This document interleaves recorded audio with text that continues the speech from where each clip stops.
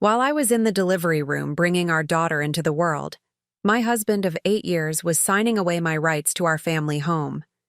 The hidden security camera I'd installed during our renovation captured everything: his nervous pacing, the notary at our dining table, even the celebratory phone call he made to his mother immediately after. What he didn't know was that the motion-activated alert had sent the footage directly to my cloud storage, preserving his betrayal in high definition for the judge to see 3 months later.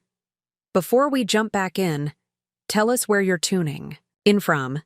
And if this story touches you, make sure you're subscribed, because tomorrow I've saved something extra special for you. The contractions had started at 3 a.m. on a Tuesday in April. I shook Nathan awake, my voice tight with a mixture of excitement and fear. "It's time," I whispered, gripping his shoulder as another wave of pain washed over me. He blinked awake, momentarily confused before his eyes widened with recognition. We'd been preparing for this moment for months, the hospital bag packed and waiting by the door, the nursery painted a soft mint green with a hand-stenciled border of woodland animals I'd spent weekends perfecting, the car seat installed and checked twice by a safety technician. Okay, Nathan said, jumping out of bed with more energy than anyone should have at that hour. "Let me get dressed. Do you need water? Should I call Dr. Patel now or wait?" I couldn't help but smile, despite the pain. This was the Nathan I had fallen in love with, attentive, slightly nervous, eager to get everything right. The Nathan who had proposed on a hillside overlooking the city where we'd first met as graduate students. The Nathan who had spent 3 weekends installing shelves in the nursery, measuring twice, drilling once, determined to create the perfect space for our child. "Call when we're in the car," I managed, focusing on my breathing the way we'd practiced in our childbirth classes. "But tell my sister now." The drive to Metropolitan Hospital was a blur of streetlights and mounting contractions. Nathan kept glancing over at me, his knuckles white on the steering wheel.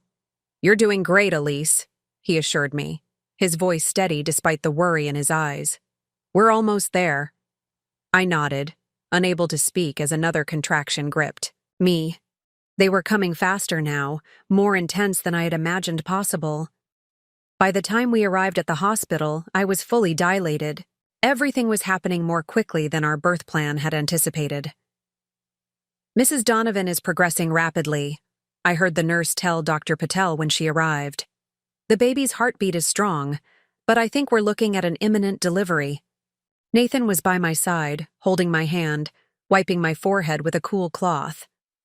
"I'm right here," he kept saying. "You've got this." When Dr. Patel confirmed I was ready to push, Nathan's phone buzzed. He glanced at it, then back at me with an odd expression. "It's work," he said, hesitating. "A client emergency." I told them I'm unavailable.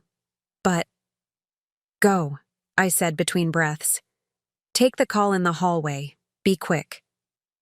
He looked relieved, squeezing my hand before stepping out.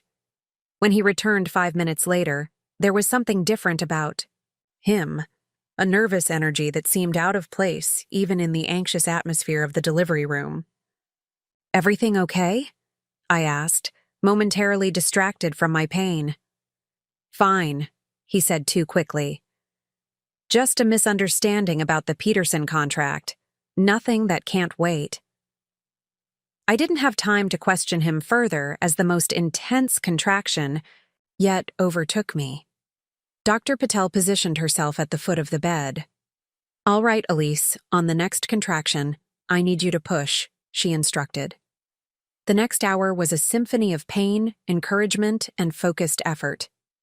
Nathan stayed by my side, counting through pushes, offering ice chips and murmuring support. When our daughter finally entered the world at 7:42 a.m., her indignant cry filled the room and tears streamed down my face. "She's perfect," Nathan whispered, his voice thick with emotion as the nurses placed our daughter on my chest. "Absolutely perfect." In that moment, exhausted and overwhelmed with love for the tiny human being we had created, I couldn't imagine anything more complete than our family. Nathan gently touched our daughter's tiny hand, and she instinctively gripped his finger. "Hello, Charlotte," he said softly, using the name we had chosen together if we had a girl. "Welcome to the world." The next few hours passed in a haze of postpartum examinations, first feedings, and a parade of nurses checking vitals and offering guidance. Nathan was unusually attentive, almost hovering, insisting on handling all communications with family and friends. "You rest," he said, taking my phone. "I'll let everyone know Charlotte has arrived safely." It wasn't until later, when I was moved to the recovery room and Charlotte was sleeping peacefully in the bassinet beside my bed, that I noticed Nathan checking his watch repeatedly. "Do you need to be somewhere?" I asked, trying to keep the irritation from my voice. The adrenaline of childbirth was wearing off, leaving me exhausted and sore. No, he replied quickly. "Just tracking how long Charlotte has been sleeping. The nurse said to feed her every 2 to 3 hours, right?" I nodded, though something about his explanation didn't quite ring true. Before I could press further, my sister Julia arrived, arms full of flowers and a plush elephant for Charlotte. "Oh my God, she's gorgeous," Julia gasped, peering into the bassinet. "She has your nose, Elise." Nathan stood abruptly. "I should go get some things from home. More clothes for you. The nursing pillow we forgot. Julia can stay with you, right?" Julia looked surprised but nodded. "Of course, take your time." "Thanks," Nathan said, already heading for the door. "I'll be back in a couple of hours." As he left, Julia raised an eyebrow at me. "Is he okay? He seems a little wired." "Just new dad nerves, I think," I replied, though the knot forming in my stomach suggested otherwise. "It's been an intense morning." Julia settled into the chair Nathan had vacated, pulling it closer to my bed. "So tell me everything. How bad? Was it? Did the epidural help? Were the nurses good?" I recounted the whirlwind of my delivery, grateful for my sister's comforting presence. Julia had always been my rock, especially after our parents died in a car accident 5 years earlier. She lived just 20 minutes from us and had been my primary support throughout the pregnancy whenever Nathan's work as a financial advisor kept him working late. While we talked, Charlotte woke and began to fuss. Julia watched with teary eyes as I navigated the still unfamiliar process of breastfeeding. "You're a natural," she said softly. "Mom would be so proud of you right now." The mention of our mother brought a fresh wave of emotion. "I kept thinking about her during labor," I admitted, wishing she could be here to meet her granddaughter. Julia squeezed my hand. "She is here, in a way. In you, and now in Charlotte." We fell into a comfortable silence, broken only by Charlotte's occasional nursing sounds. After a while, my phone chimed with a notification, one I had almost forgotten. I'd set up months ago during our kitchen renovation. "Can you hand me my phone?" I asked Julia. "It's probably just another congratulations text." Julia passed me the phone, and I saw it wasn't a text, but an alert from our home security system.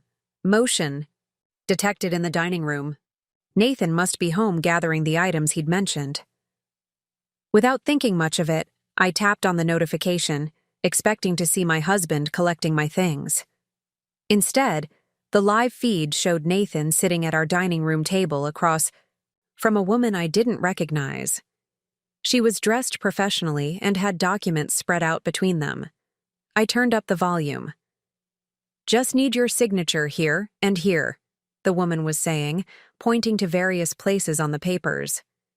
"And your wife's signature." "As I explained," Nathan interrupted, "my wife authorized me to sign on her behalf. She's in the hospital after just giving birth and explicitly asked me to handle this today since the deadline couldn't be extended." The woman, a notary I realized, looked hesitant. Typically in title transfers, especially removing someone's name, we require both parties to— "I have power of attorney," Nathan said smoothly, sliding another document toward her. Everything is in order. My wife and I discussed this extensively. The property is being transferred to my name alone for tax purposes, on the advice of our financial planner. I stared at the screen in disbelief, my heart racing. We had never discussed removing my name from our house title. We had never created any power of attorney. The home had been purchased with money from my parents' life insurance policy as the down payment, a fact Nathan was now conveniently omitting, as he effectively stole the property from me on the day I gave birth to our child. "What is it?" Julia asked, noticing my expression. "Elise, you've gone white." Wordlessly, I turned the phone toward her. We watched together as Nathan forged my signature on document after document, his hand steady, practiced, as if he'd been rehearsing this betrayal for weeks. "That son of a bitch," Julia whispered. On the screen, the notary was applying her stamp to the documents, making the transfer official.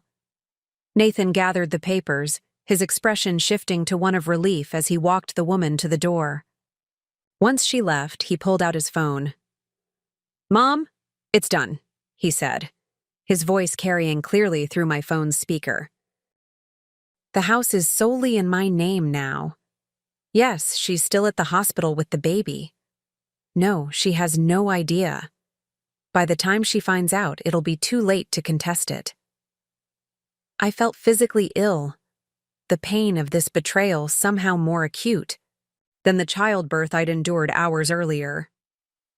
As I watched, Nathan walked into our home office and opened the safe behind the painting, a safe whose combination I didn't know, despite my repeated requests to share such information. He removed a thick folder and began transferring documents into it. From the angle of the camera, I could make out bank statements and what appeared to be property deeds, more secrets he'd been keeping. "We need to call the police," Julia said, her voice tight with anger. "He's committing fraud." "No," I said, my mind suddenly clear despite the emotional chaos. "Not yet. I need to understand the full scope of what he's doing first. If we confront him now, he'll know about the cameras." Julia looked at me with concern. "Elise, you just had a baby. You shouldn't have to deal with this right now." I glanced down at Charlotte, still peacefully nursing, unaware that her father was dismantling the security of her future as she took her first breaths in the world. "That's exactly why I need to handle this carefully," I replied, a new resolve hardening within me. For her sake. I looked back at the screen where Nathan was now shredding documents, erasing evidence of his deception. He doesn't know that I'm watching, and that's the only advantage I have right now. Preparing and narrating this story took us a lot of time, so if you are enjoying it, subscribe to our channel. It means a lot to us. Now, back to the story. The hospital room felt suddenly cold as I handed my phone back to Julia, my mind racing, with implications. Charlotte had fallen asleep at my breast, blissfully unaware of the seismic shift that had just occurred in our family's foundation. "Record everything," I told Julia, my voice steadier than I felt. "Save the footage to multiple locations." Julia nodded, her fingers moving quickly across my phone screen. "Already on it. I'm sending copies to my email, your cloud storage, and I'm going to back it up on my laptop when I get home."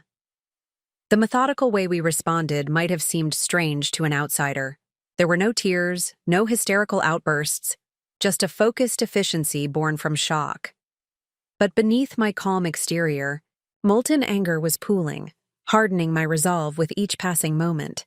"We need to think this through carefully," I said, gently transferring Charlotte to the bassinet. "Nathan's coming back soon, and he can't suspect that we know anything." Julia's face darkened. "How can you even look at him after what we just—" "Ah!" "Because right now, appearances are everything," I explained. "If he realizes I've discovered what he's done, he'll accelerate whatever plan he's implementing. I need time to understand the full scope of his deception and protect myself and Charlotte legally." My sister studied me with a mixture of concern and admiration. When did you become so strategic? The question made me pause. The truth was, I'd always been the planner in our relationship, the one who researched investments, maintained our budget spreadsheets, and structured our savings goals. Nathan had been the charismatic one, the relationship builder whose career in financial advising seemed natural given his ability to connect with clients. I had trusted him to handle larger financial decisions precisely because of his professional background. I've always been strategic, I realized aloud. I just made the mistake of trusting the wrong person with too much power. As if on cue, my phone chimed with another security alert. Nathan was leaving the house, a duffel bag in hand that I recognized as mine. Nothing about his demeanor suggested a man who had just committed fraud against his wife of 8 years. He moved with the casual confidence of someone who believed himself unobserved and unchallenged. He'll be here in 20 minutes, I calculated, a plan already forming. Julia, I need you to do something for me. I outlined what I needed, calls to specific people, information gathered, documents secured, speaking rapidly but clearly. Julia took notes on her phone, asking clarifying questions where needed. Are you sure about this? She asked when I finished. It seems so. Cold. What's cold is manipulating legal documents while your wife is giving birth, I countered. What's cold is planning to strip away your child's security on the day she enters the world. Julia nodded, squeezing my hand. You're right. I'll start making calls now from the cafeteria. Text me when he arrives so I know when to come back. After she left, I took a deep breath and looked at Charlotte, her tiny features peaceful in sleep. I promise you, I whispered, he will not take what belongs to us. I used the next 15 minutes to contact Dr. Patel directly, explaining that I needed to extend my hospital stay by at least 2 days, citing complications that weren't entirely fabricated. My blood pressure had been elevated during delivery. She agreed readily, promising to adjust my chart accordingly. Next, I called my office. As an architectural project manager for a prominent firm, I had been planning to take 12 weeks of maternity leave. Now I needed to ensure my position was secure and that certain benefits remained accessible.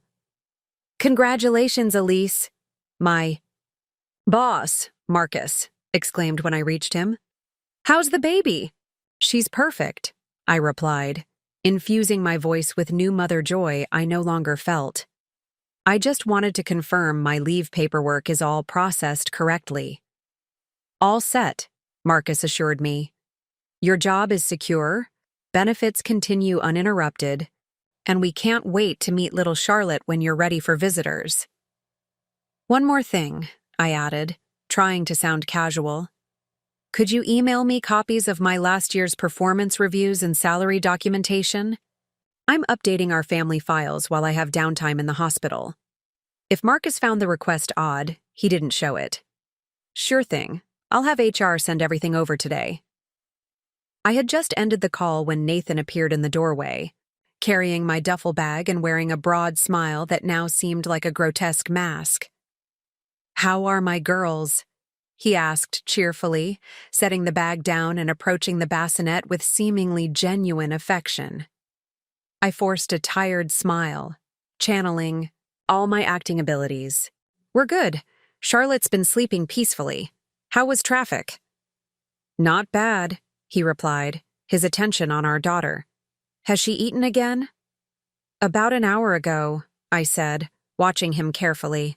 There was nothing in his demeanor to suggest the duplicitous actions I'd witnessed.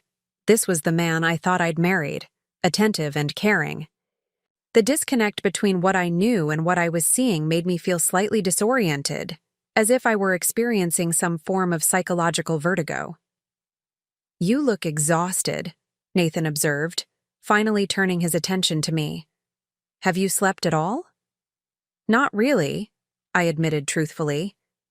And there's been a slight complication. Dr. Patel wants to keep me here a couple more days to monitor my blood pressure. A flicker of something. Annoyance? Concern? crossed his features before he composed them into an expression of husbandly worry. That doesn't sound good. Is it serious? Just precautionary, I assured him, noting how quickly he had masked his initial reaction. But it means I'll need more things from home. Of course, he said immediately. Just make a list and I'll bring whatever you need. I smiled gratefully, hating how easy it was to play this role when inside I was calculating my next moves like a chess player seeing 20 steps ahead.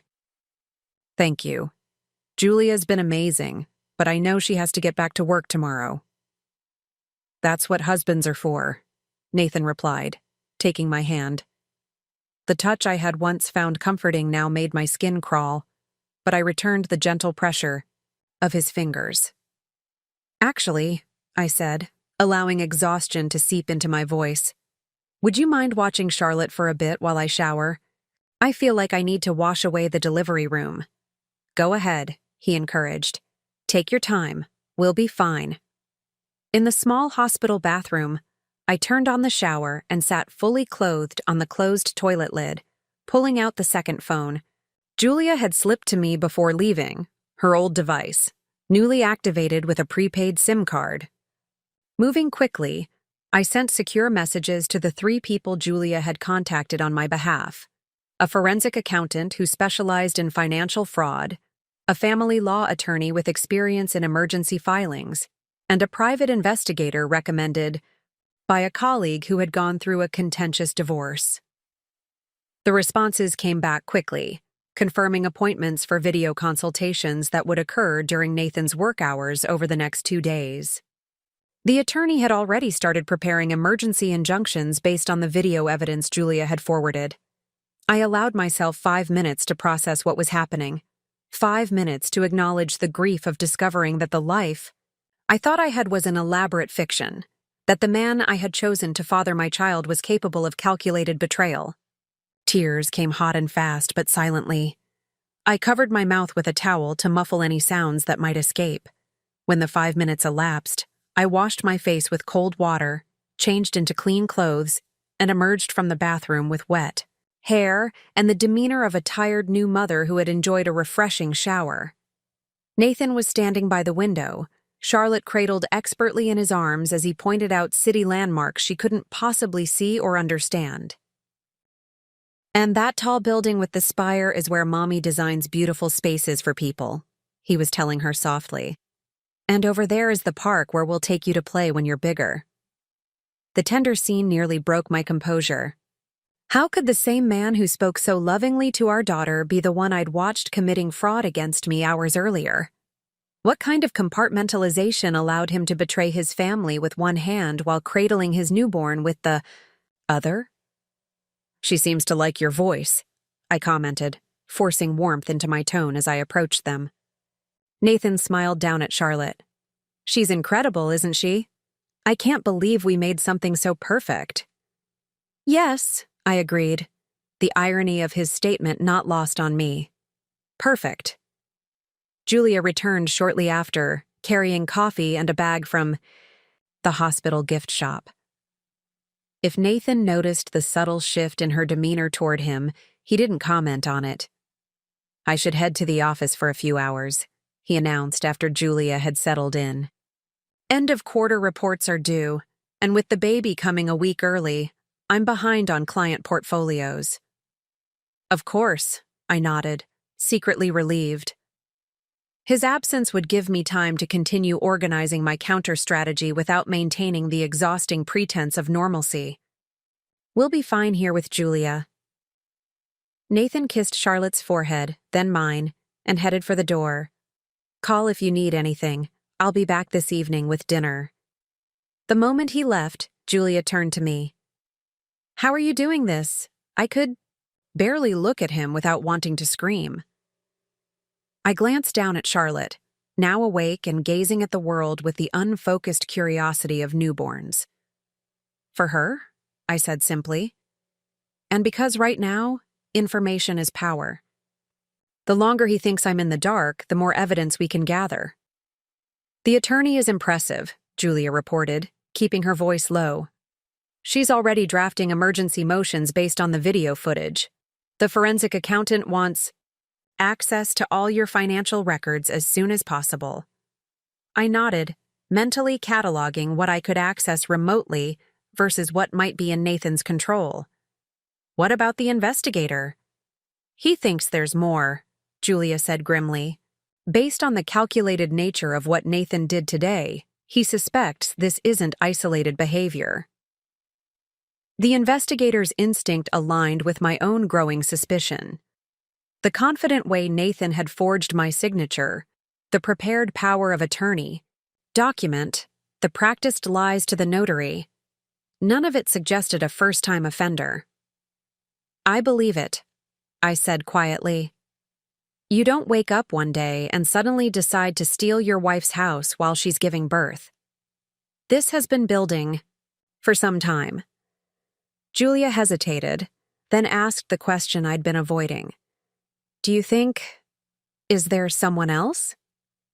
The possibility had occurred to me, but oddly, it seemed almost secondary to the financial betrayal. I don't know, I admitted. And right now, it's not my primary concern. I need to secure Charlotte's future first. As if understanding the gravity of the conversation, Charlotte began to fuss.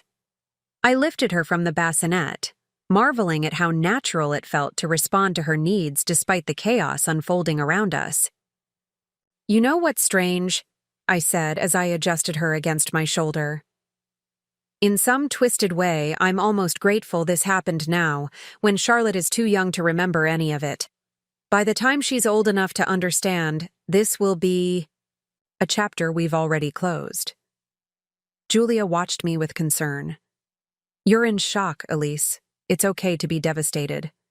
I am devastated, I acknowledged, feeling the acute pain of betrayal pulse beneath my controlled exterior.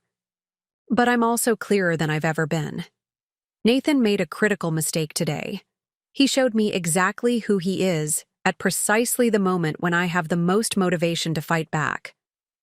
As Charlotte quieted against my shoulder, I felt a fierce, protective resolve crystallize within me. The man who thought he could take advantage of my most vulnerable moment hadn't accounted for the strength that same moment would unleash. The primal, unstoppable force of a mother determined to protect her child. He thinks he's won, I told Julia, my voice steady with newfound purpose. But he's just started a war he can't possibly understand. The next 48 hours in the hospital became command central for what I privately termed Operation Protect Charlotte.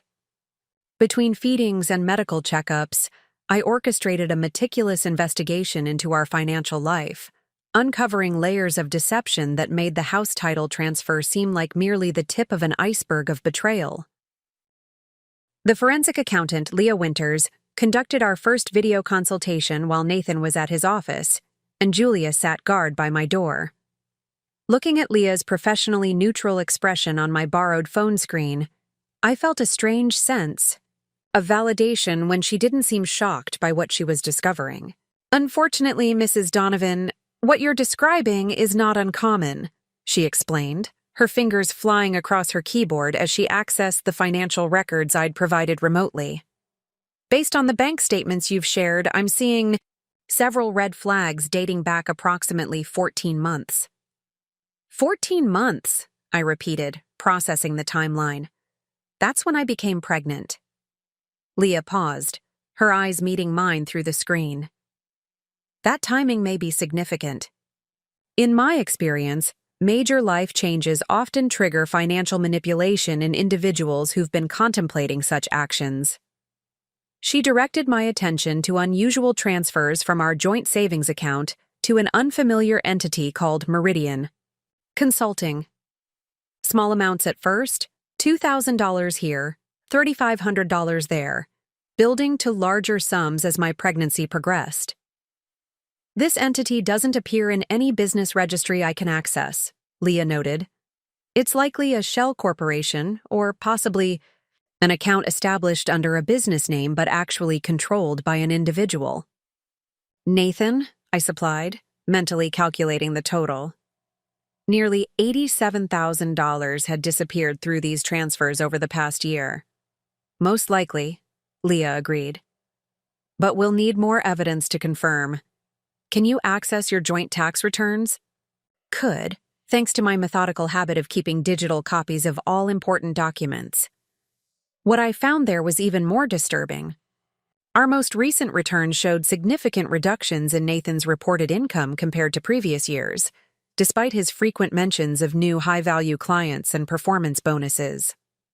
He's hiding income, Leah confirmed after reviewing the documents.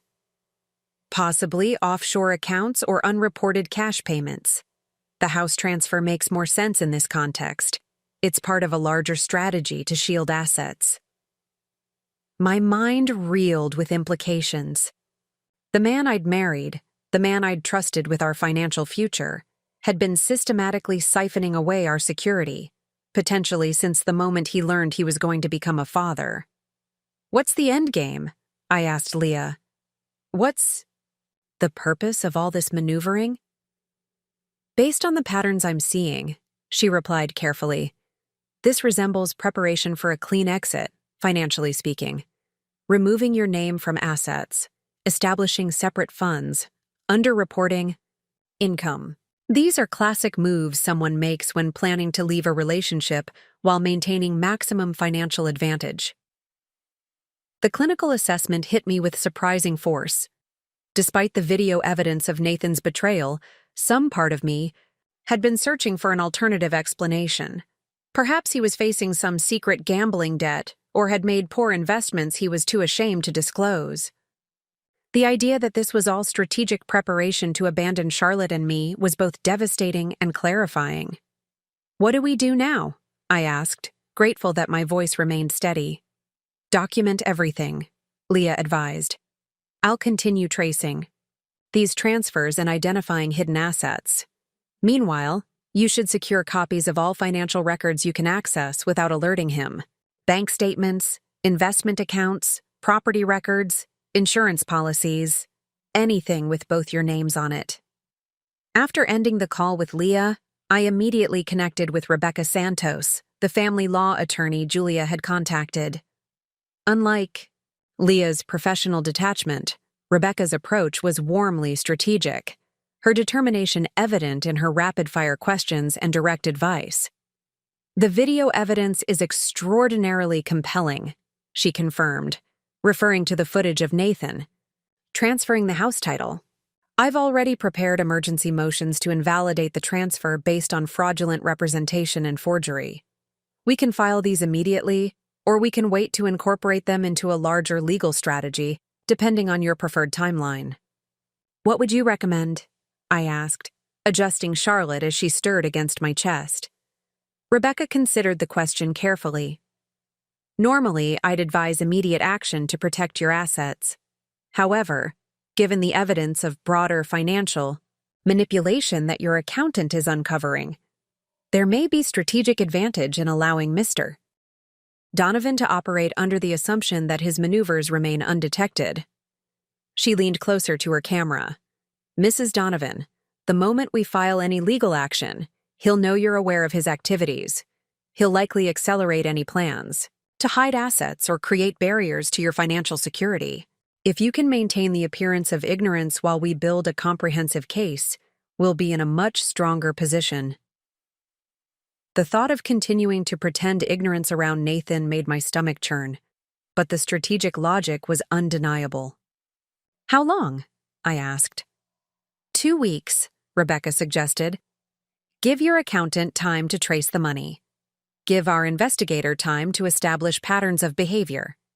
Meanwhile, we'll prepare everything so we can move immediately when the time comes.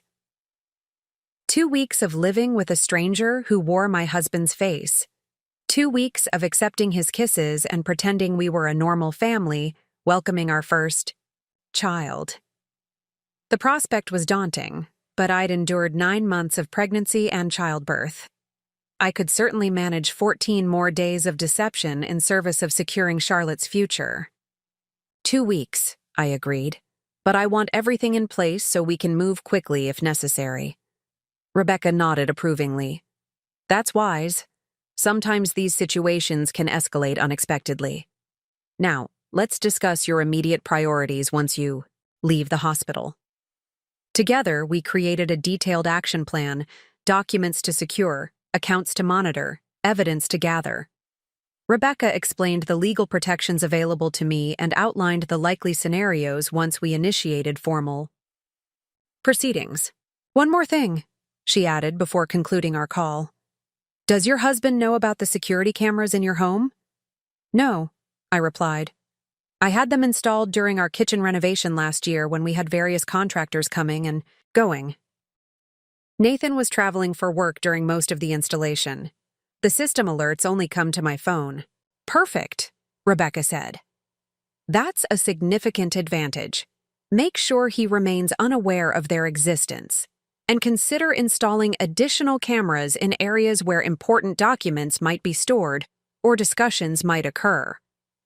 My third consultation that day was with Michael Torres, the private investigator who specialized in cases of financial infidelity and hidden assets. Unlike Leah's analytical approach or Rebecca's strategic planning, Michael focused immediately on Nathan's patterns and potential vulnerabilities. Financial deception rarely exists in isolation, he explained, his voice low and measured. Based on the calculated nature of these actions and the timing aligned with your pregnancy, I suspect we're looking at a multiple-faceted exit strategy. You think there's someone else, I stated, finally giving voice to the possibility I'd been avoiding. Michael neither confirmed nor denied. Let's focus on establishing facts rather than assumptions. I'll be conducting background surveillance and digital intelligence gathering. What I need from you is information about his routines, any changes in behavior over the past year, and access to his communication patterns if possible. I provided what I could, details about Nathan's supposedly increased work hours, the business trips that had grown more frequent during my third trimester, the password to our shared family computer that he didn't know I had memorized. There's one more thing you should prepare for, Michael advised as our call was ending.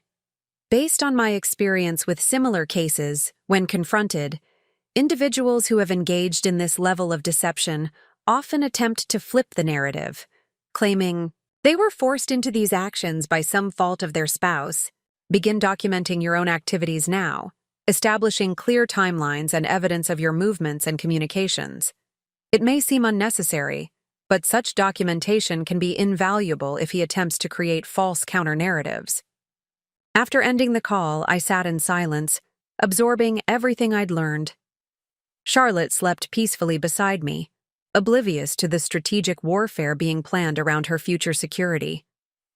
The weight of responsibility pressed heavily on my shoulders, but rather than feeling crushed by it, I found myself standing straighter. Julia returned with lunch, taking one look at my face and sitting down beside me. What did you learn? More than I wanted to know, I admitted. This isn't impulsive, Julia. Nathan's been planning this for over a year, since I got pregnant. He's been moving money, hiding income, and now transferring assets. The house is just one piece of a larger exit strategy. Julia's expression darkened with anger. That absolute bastard, using your pregnancy as cover while he dismantled your financial security. The timing was strategic, I agreed, a cold clarity settling over me. He knew I was distracted with prenatal appointments and nursery preparations. He knew I trusted him to handle our finances while I focused on the baby. He exploited that trust systematically. What's the plan now? Julia asked. I outlined the strategy developed with my newly assembled team.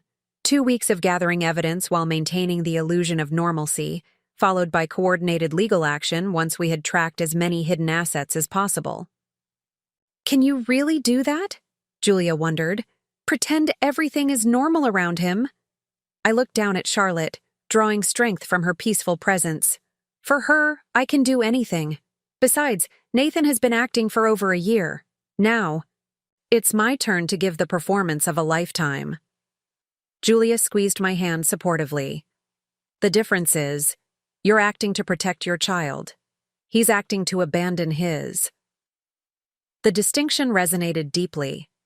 Every step I was taking, the deception, the strategic planning, the careful documentation, was in service of securing Charlotte's future and holding accountable the man who had attempted to undermine it before she even drew her first breath.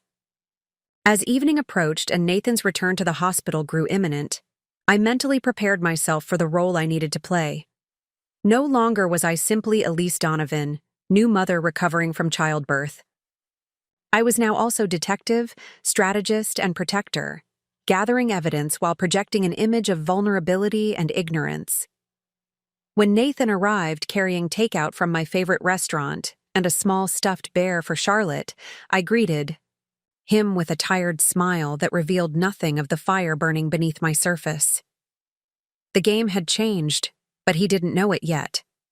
And in that knowledge lay my power.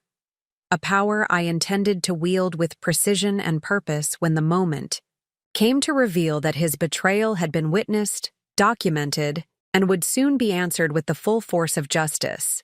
The hospital discharge on Thursday morning arrived with a surreal quality.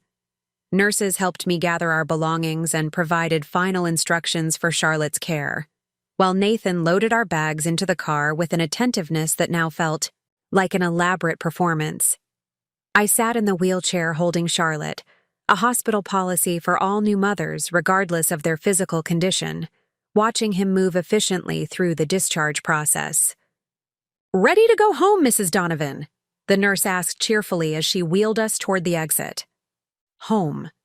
The word caught in my throat. The place I had lovingly prepared for Charlotte's arrival was now legally no longer mine, according to the fraudulent documents Nathan had executed. Yet I smiled and nodded, maintaining the facade that had become my primary defense strategy. "More than ready," I replied, exchanging a knowing glance with Julia, who was following with the remaining bags. We had spent the previous evening carefully planning for this transition. What to say, what to do, and most importantly, how to secure additional evidence without alerting Nathan to my awareness. Nathan pulled the car around, carefully installing Charlotte's car seat with a precision that would have touched me just days earlier. Now I observed his actions with a detached analytical eye, noting how he projected the image of devoted father and husband while systematically undermining the very foundation of our family. The drive home featured Nathan pointing out neighborhood landmarks to our days-old daughter, maintaining one-sided cheerful conversation as if to fill any potentially uncomfortable silence. I responded appropriately, asking about mail that might have arrived and updates from neighbors who knew we were expecting. "Mrs. Castillo from next door left a casserole," Nathan mentioned as we turned onto our street. "And your design team sent an enormous gift basket. Everyone's been really thoughtful." I nodded, gazing out the window at the spring blossoms on our tree-lined street. We had chosen this neighborhood specifically for its family-friendly atmosphere and proximity to good schools, another shared decision that now felt hollowed out by deception. As we pulled into the driveway of our craftsman-style home, I felt a pang of grief mixed with determination. This house represented years of dreams and plans. We had spent weekends painting rooms and planting gardens, discussing where our children would play and how we would age gracefully within these walls. Nathan had been beside me through all of it, apparently already calculating how to claim it, solely for himself when the time came. "Here we are," Nathan announced unnecessarily, killing the engine. "Charlotte's first homecoming." Julia caught my eye in the rearview mirror, her expression conveying silent support. We had agreed she would stay with us for the first few days, ostensibly to help with the baby while I recovered, but actually to assist in my evidence-gathering mission and provide witness to any concerning behavior. "I've got Charlotte," Nathan said, carefully removing the car seat. "Julia, can you help Elise inside? I don't want her carrying anything yet." The house looked exactly as I remembered, yet completely different through my new lens of awareness. The entryway where we'd hung family photos, the living room where we'd hosted game nights with friends, the kitchen we'd renovated together last year, all now settings in a psychological thriller I was living in real time. "I've set up a station in the living room with everything you might need," Nathan explained, carrying Charlotte's car seat to the carefully arranged area near the couch. "Diapers, wipes, burp cloths, water bottle for you. And I thought you might want to be near the TV during feedings." His thoughtfulness, which would have once seemed evidence of his devotion, now raised questions about motivation. Was this genuine care, or part of his performance? Did he feel any guilt about his actions, or was he simply maintaining appearances until his larger plan could unfold? "Thank you," I said, lowering myself carefully onto the couch. "That's perfect." "I'll make some tea," Julia offered, heading to the kitchen, where we had previously identified 2 potential locations for additional security cameras. Nathan busied himself bringing in the remaining bags while I sat with Charlotte, who had awakened and was gazing around with unfocused, newborn curiosity. Looking at her perfect features, I felt my resolve strengthen.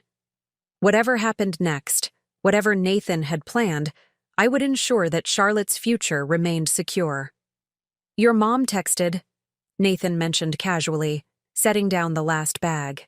"She and your dad are flying in next week to meet the baby. I told them to book their usual hotel since we'll still be adjusting to our new routine." My parents had died 5 years ago. The statement was so bizarrely false that for a moment I simply stared at him, wondering if I'd misheard. "Nathan?" I said carefully. "My parents died in the car accident in 2018. He froze, confusion crossing his features before being replaced by embarrassment. "God, I'm so sorry. I meant your Aunt Caroline. Sleep deprivation is making me say crazy things." The slip was jarring, not just the error itself, but the ease with which he recovered and redirected. Was this an innocent mistake born from exhaustion, or evidence of juggling too many lies? I filed the incident away to share with Rebecca and Michael later. "Aunt Caroline is welcome any time," I replied smoothly, though I might need a few more days before hosting visitors. "Of course," Nathan agreed quickly. "Whatever you need, you're in charge of the schedule now. Charlotte's running the show." The first day at home established what would become our new normal. Nathan performing the role of attentive father and husband, me playing the part of unsuspecting new mother, and Julia observing it all while helping us plant additional security measures throughout the house. While Nathan made a grocery run that afternoon, Julia and I moved with practiced efficiency, installing 2 more small cameras in strategic locations, one in the home office where financial documents were kept, and another in the guest room that Nathan had been increasingly using as a private workspace in recent months. "These are even more discreet than the ones you already had," Julia noted as she helped me position the tiny camera on a bookshelf in the office, disguised as part of a small desk ornament. "He'll never notice them." "They link directly to my secure cloud storage," I explained, checking the angle on my phone. "Motion activated with audio capacity. If he's making calls or accessing documents when he thinks no one is listening, we'll have it recorded." Julia shook her head in amazement. "When did my sister become Jason Bourne?" "When someone tried to steal her daughter's future," I replied, my voice hardening. "Necessity is a powerful teacher." By evening, we had established our surveillance network, and I had secured copies of key documents Nathan had left accessible in the home office. Most revealing was a hidden folder on our shared computer, containing emails with a real estate attorney, different from the one we had used when purchasing the house. The correspondence discussed options for property division and asset protection strategies in advance of significant life changes. "He's been planning this for months," I told Rebecca during a secure call when Nathan was giving Charlotte her bath. The emails go back to my second trimester, all discussing how to protect his assets, as if everything we built together belonged solely to him. "This is excellent documentation," Rebecca confirmed. "Keep gathering anything you can access without raising suspicion. The more evidence we have of premeditation, the stronger our position when we move to invalidate the fraudulent transfers. After Charlotte's feeding and bedtime routine, Nathan suggested we all watch a movie together, a semblance of normal family life that felt increasingly surreal. As we sat in the living room, Julia strategically took the armchair, forcing Nathan to sit beside me on the couch. The proximity to the man who had betrayed me made my skin crawl, but I leaned against him as I would have before, noting how he automatically put his arm around my shoulders. "This is nice," he murmured, kissing the top of my head. "Our first family movie night." I made a sound of agreement, focusing on the screen rather than the nausea rising in my throat. The contrast between this moment of performed intimacy and the calculated betrayal I had witnessed was so stark, it felt almost dissociative, as if I were observing someone else's life rather than living my own. Later, after Julia had retired to the guest room and Nathan and I prepared for bed, I faced the challenge I had been dreading most: sharing a bed with him. We had agreed that I would claim physical discomfort from childbirth as a reason to maintain some distance, but there was no avoiding the intimacy of our bedroom entirely without raising his suspicion. Dr. Patel said it will be at least 6 weeks before we can resume normal marital activities, I mentioned as I changed into pajamas in our bathroom, buying time. "I know," Nathan called back, his voice understanding. "No pressure at all. You just had a baby. Your body needs time to heal." When I emerged, he had arranged pillows into a supportive nest on my side of the bed and placed a glass of water on my nightstand. These small considerations made the magnitude of his betrayal even more confounding. How could someone perform such convincing acts of care while simultaneously orchestrating profound deception? I settled into bed, positioning myself near the eye edge, using extra pillows as a subtle barrier. Nathan respected the physical boundary, kissing me gently on the forehead before turning out his light. "Get some sleep while you can," he advised. "I'll handle the midnight feeding so you can rest." In the darkness, I lay awake listening to his breathing change as he drifted into sleep, apparently unburdened by guilt or anxiety. The man beside me was a stranger, someone capable of compartmentalizing his life so completely that he could betray me with methodical precision while maintaining a facade of loving support. The baby monitor glowed softly on my nightstand, showing Charlotte sleeping peacefully in her crib just across the hall. I focused on her image, drawing strength from her perfect innocence. Whatever psychological toll this charade exacted from me was worth enduring to protect her future. My phone vibrated silently with a text from Michael Torres. "Preliminary background completed. Need to discuss findings tomorrow. Available during your husband's scheduled work hours."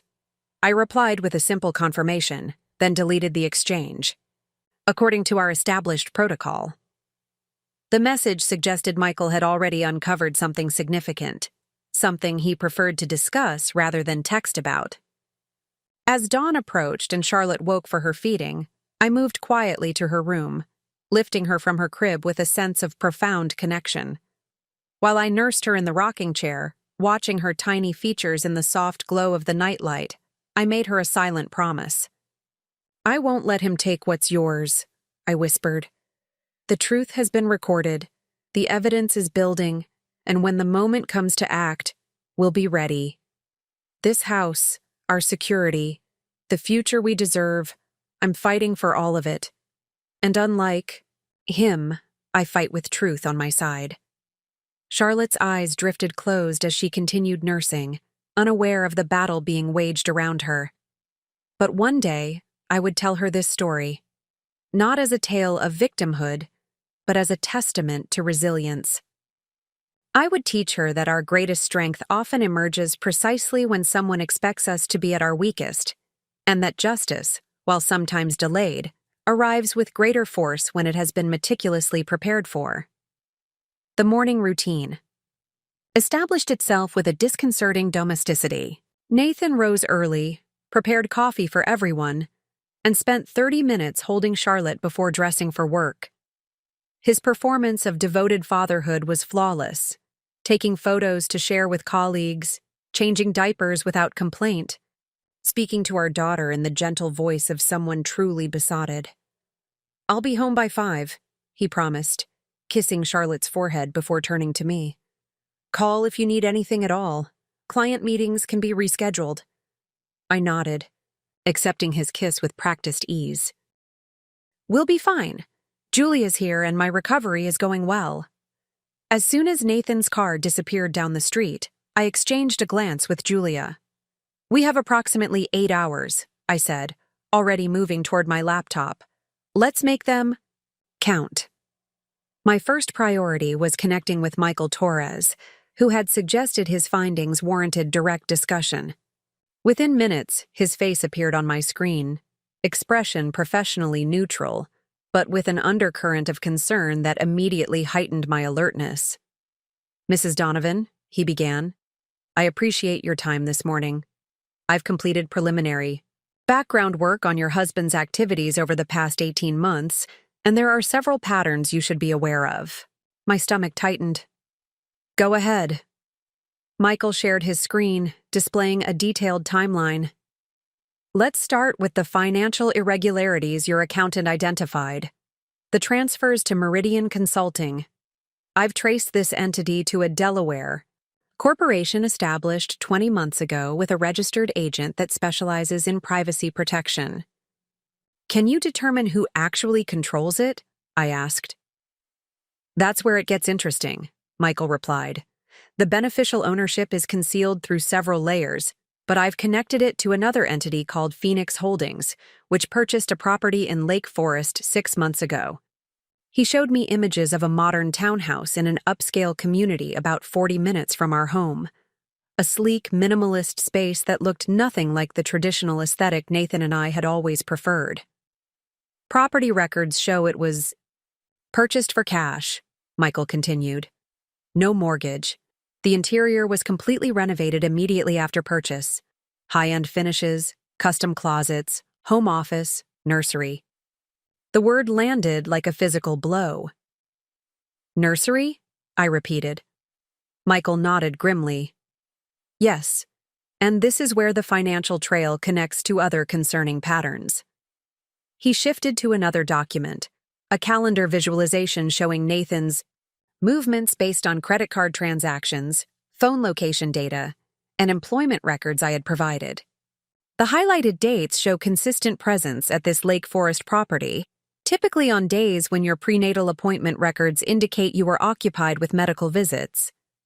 There's also a pattern of evening visits, usually between 7 p.m. and 11 p.m. on nights when he claimed to be working late. My mind raced to connect these revelations with memories. Nathan's increased work commitments during my pregnancy, his insistence that I didn't need to reschedule my medical appointments to accommodate his schedule, his frequent late nights, attributed to client emergencies. "Is he living a double life?" I asked directly, needing clarity despite dreading the answer. Michael hesitated. "I prefer to present evidence rather than interpretations, but the patterns suggest a significant investment in establishing a separate residence. There's more you should know." He shifted to another screen showing flight records and hotel reservations. "Your husband traveled to Phoenix 3 times in the past year, though his work calendar showed client meetings in Chicago for these dates. On each trip, he purchased 2 airline tickets and reserved hotel suites rather than standard rooms." The implications were unmistakable, yet Michael maintained professional restraint, allowing me to process the information without imposing conclusions. "Have you identified who might have accompanied him?" I asked, my voice surprisingly steady, despite the thundering of my heart. "I have a strong lead," Michael confirmed. "Credit card records show restaurant charges consistently for 2 people on these trips. Several social media photographs from these establishments during the relevant timeframes show your husband dining with the same woman." He displayed several images, distant but clear enough to identify Nathan seated across from a woman with dark hair, their body language suggesting familiarity. In one photo, her hand rested atop his on the table. "Her name is Vanessa Mercer," Michael continued. Age 32. Employed as a pharmaceutical sales representative until approximately 7 months ago, when she apparently left her position. Her social media went largely dormant around the same time, though there are occasional posts that deliberately exclude location data. 7 months ago, when I had entered my second trimester, when we had announced our pregnancy publicly, when Nathan had begun suggesting I reduce my architectural project load to focus on my health and the baby's well-being. The timeline aligns with the property purchase and the acceleration of financial maneuvers, I noted, analytical thinking. Providing temporary insulation from emotional impact. Yes, Michael agreed. Based on delivery records and service appointments, the Lake Forest property was fully furnished and operational by January of this year, your 7th month of pregnancy.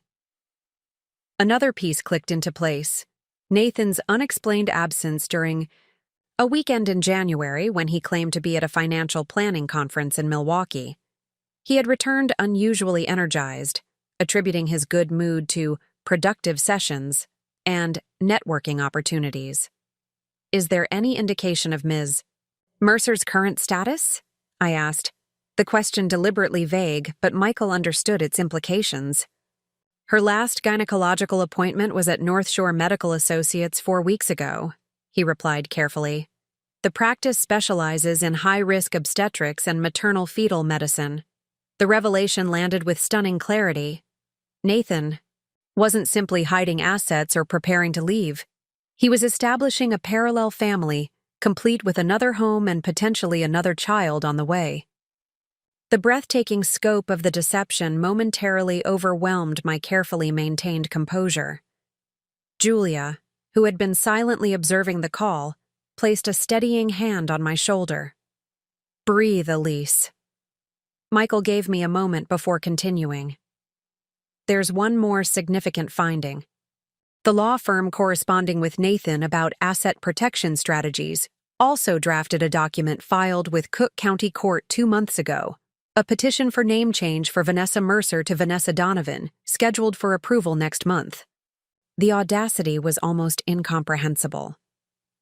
Not content with merely establishing a secret life, Nathan intended to install this woman as a replacement Mrs. Donovan, while I was focused on bringing our child into the world. Thank you, Michael, I managed, professional courtesy providing a script when my own words failed me. This is extremely valuable information. Please continue monitoring and advise of any new developments. After ending the call, I sat in stunned silence while Julia processed alongside me. The absolute calculation of it, she finally said, her voice tight with anger. He's been building a whole separate life while pretending to build one with you. The betrayal transcended financial deception or even infidelity. It was a comprehensive erasure of our shared reality, a negation not just of our marriage, but of my very existence in his imagined future. I need to speak with Rebecca, I said, finding focus in practical next steps. This changes our strategy. Rebecca's reaction was measured but decisive. This significantly strengthens your position legally while complicating the timeline. The existence of a second property and evidence of systematic deception about his whereabouts constitutes abandonment under family law statutes. Combined with the financial fraud we've already documented, we have grounds for emergency injunctions beyond what we initially anticipated. What do you recommend? I asked. We accelerate, she replied without hesitation. The name change petition suggests he's establishing a legal foundation for this alternate identity. Once that's in place, further asset transfers become more complex to unwind.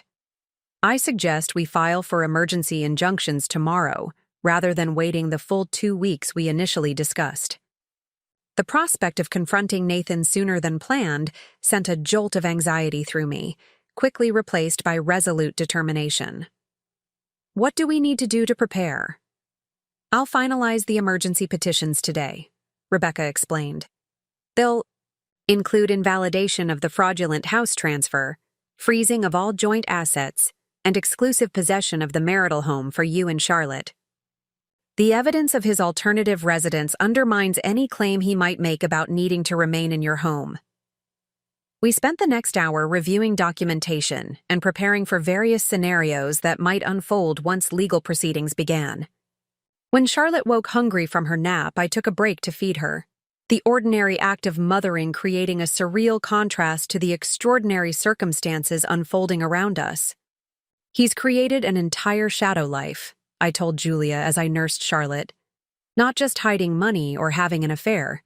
He's literally duplicating his existence with someone else." "The level of compartmentalization is almost pathological," Julia observed. "How does someone maintain that kind of deception without cracking?" The question crystallized something I'd been struggling to articulate: the fundamental disconnect between the Nathan I thought I knew and the man revealed through this investigation. "I don't think he sees it as deception," I realized. "In his mind, he's entitled to create whatever reality serves him best. The rules that govern normal relationships, honesty, commitment, legal obligations, don't apply to him because he's special." The insight wasn't merely psychological, it was strategic. Understanding Nathan's self-perception would help me anticipate his reactions once confronted.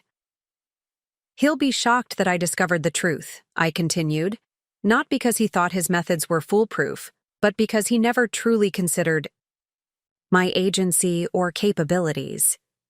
In his narrative, I'm a supporting character, not someone who could challenge his carefully constructed reality." This perspective strengthened my resolve. Nathan had underestimated me profoundly, dismissing me as a passive participant in my own life. That miscalculation would be his undoing. With Charlotte fed and settled, I returned to action mode, coordinating with Leah to expedite the financial documentation needed for tomorrow's filings. The forensic accountant had made significant progress tracking the diverted funds, identifying additional accounts and documenting irregular transactions that painted a clear picture of financial deception. "We've documented approximately $428,000 in hidden assets," Leah reported, "including the Lake Forest property, investment accounts, under Meridian Consulting, and offshore transfers to a Cayman Islands entity established last year." The amount staggered me. Nearly $500,000 systematically removed from our shared financial foundation, all while Nathan encouraged me to focus on nursery colors and childbirth preparation classes rather than our investment portfolio. "Will we be able to recover these funds?" I asked. "Most of them," Leah confirmed. "The documentation is comprehensive enough to establish fraudulent intent. The offshore accounts present greater challenges, but even those leave transaction records we can leverage in court." By late afternoon, our accelerated plan was taking shape. Rebecca would file emergency motions first thing tomorrow morning. Michael would continue surveillance of both Nathan and the Lake Forest property. Leah would prepare financial declarations documenting all identified assets and evidence of fraudulent transfers. My role was perhaps the most challenging, maintaining normalcy for one more evening while preparations for tomorrow's legal ambush continued behind the scenes. The thought of sharing another meal with Nathan, accepting his affection, and sleeping in the same house knowing the full scope of his betrayal required a level of performance I wasn't certain I could maintain. "You can do this," Julia assured me as we heard Nathan's car in the driveway.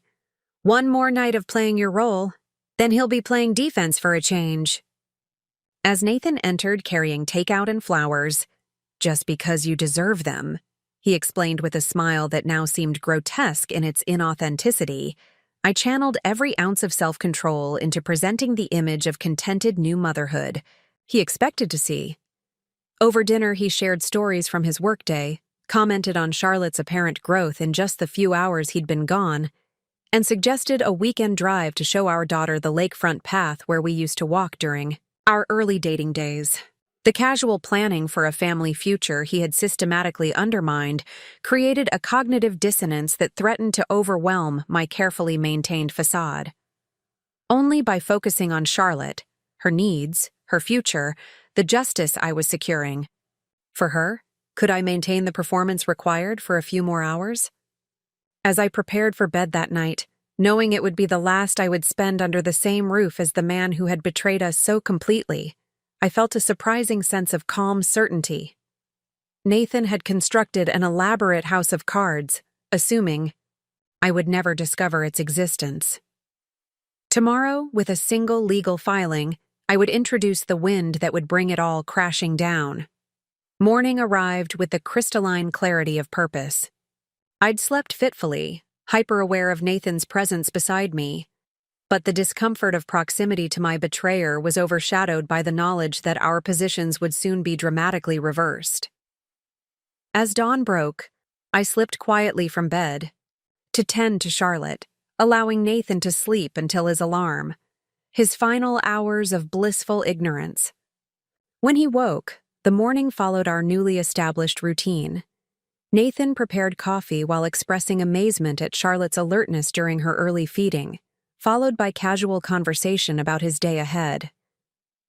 "I should be home around 6, he said, straightening his tie in the hallway mirror. "The Carson portfolio review shouldn't take long, and I've cleared my afternoon schedule to be back early." "That sounds nice," I replied, adjusting Charlotte against my shoulder. "We'll be here." He kissed Charlotte's head, then mine, his actions so convincingly affectionate that for a disorienting moment I questioned the evidence amassed against him. That momentary doubt vanished when he checked his phone, a subtle shift in his expression revealing genuine warmth as he read a message. Warmth that hadn't been present in his interactions with me. The front door had barely closed behind him when I turned to Julia. "It's time." Rebecca had advised me to leave the house during the legal filings to avoid any potential confrontation if Nathan discovered what was happening prematurely. Following this guidance, Julia and I prepared to spend the day at her apartment across town, packing essential items for Charlotte, while leaving no indication that my departure was anything but temporary. "The process server will deliver the papers to Nathan's office at 11:30, I confirmed with Rebecca during a brief call before leaving. "The emergency hearing is scheduled for 2 p.m., and the judge has already reviewed our preliminary evidence." "Everything is proceeding as planned," Rebecca assured me. "Judge Hernandez is known for taking financial fraud seriously, especially in cases involving newborns. The security footage alone is compelling enough for temporary orders, but with the additional documentation we've assembled, I anticipate comprehensive relief." After securing Charlotte in her car seat, I took a final look around the home Nathan had attempted to steal through forgery and fraud. Despite everything, this place represented years of my life, dreams, and hard work. I refused to allow his betrayal to taint my connection to these walls that had witnessed so much of my story. "I'll be back," I whispered, not as a question, but as a promise to myself and the home we had built. Julia drove while I sat in the back with Charlotte, my phone set to receive updates from our legal team throughout the day. The city passed by. In a blur of spring greenery and urban congestion, my attention focused on the unfolding strategy rather than the familiar landmarks. At Julia's apartment, we established a command center of sorts. Laptops open, phones charged, documents organized for quick reference. Charlotte, sensing the focused energy around her, remained remarkably calm, drifting between contented alertness and peaceful sleep. "Update from Michael," Julia announced, checking my secure email. "Nathan arrived at his office at 8:45 a.m. No unusual movements or communications detected." I nodded, imagining Nathan at his desk, reviewing client portfolios and making calls, entirely unaware that his carefully constructed facade was about to shatter. The image brought neither joy nor satisfaction, only a steady resolve to correct an injustice that threatened my daughter's future. At precisely 11:32 a.m., Rebecca sent a brief text. "Papers served. Proceeding with court filing now." The moment felt simultaneously momentous and anticlimactic, a quiet notification marking the beginning of a seismic shift in our lives. I pictured Nathan's face as he was handed the legal documents in his glass-walled office, the gradual transformation from confusion to shock to panic as he comprehended that his deception had been discovered and documented. "Do you think he'll contact you immediately?" Julia asked, voicing the question I'd been considering. "He'll try," I replied, checking that my phone remained on silent mode. But Rebecca was clear that any communication should go through attorneys. Once papers are served, responding directly could complicate the legal proceedings. Sure enough, within minutes my phone lit up with Nathan's call.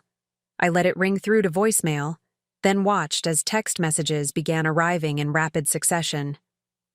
11:41 a.m. "Elise, call me immediately. There's been a misunderstanding." 11:43 a.m. "These allegations are completely false. We need to talk." 11:47 a.m. "Please answer your phone. This is insane." 11:52 a.m. "Where are you? Are you with Julia? This isn't what you think." The escalating desperation in his messages confirmed what Rebecca had predicted.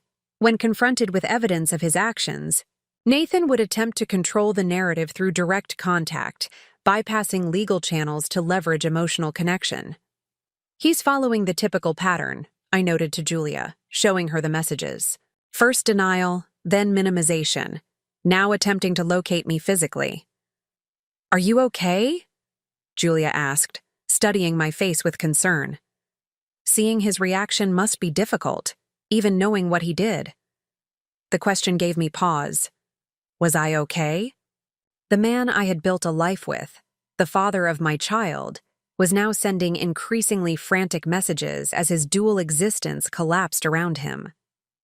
Yet, rather than grief or anger, I felt a surprising sense of clarity, as if the final pieces of a complex puzzle were locking into place, revealing the complete picture I'd been working to understand. I'm better than okay, I realized. I'm finally seeing the situation with absolute clarity. Every message he sends confirms the type of person he truly is. Someone who believed he was entitled to betray me because he never anticipated I would have the capacity to discover the truth, much less take decisive action to protect myself. And Charlotte. At 12:18 p.m., a different type of notification arrived. An email from Michael Torres with a subject line that read simply, "Urgent update." The attached photos showed Nathan leaving his office building in obvious haste, his expression a mixture of panic and anger as he spoke on his phone while striding toward the parking garage. "He's on the move," Michael's message noted. "Heading toward Lake Forest property based on current direction, continuing surveillance." The development wasn't entirely unexpected. Rebecca had anticipated that Nathan might seek to secure his secondary residence and potentially contact Vanessa Mercer once the legal proceedings were initiated.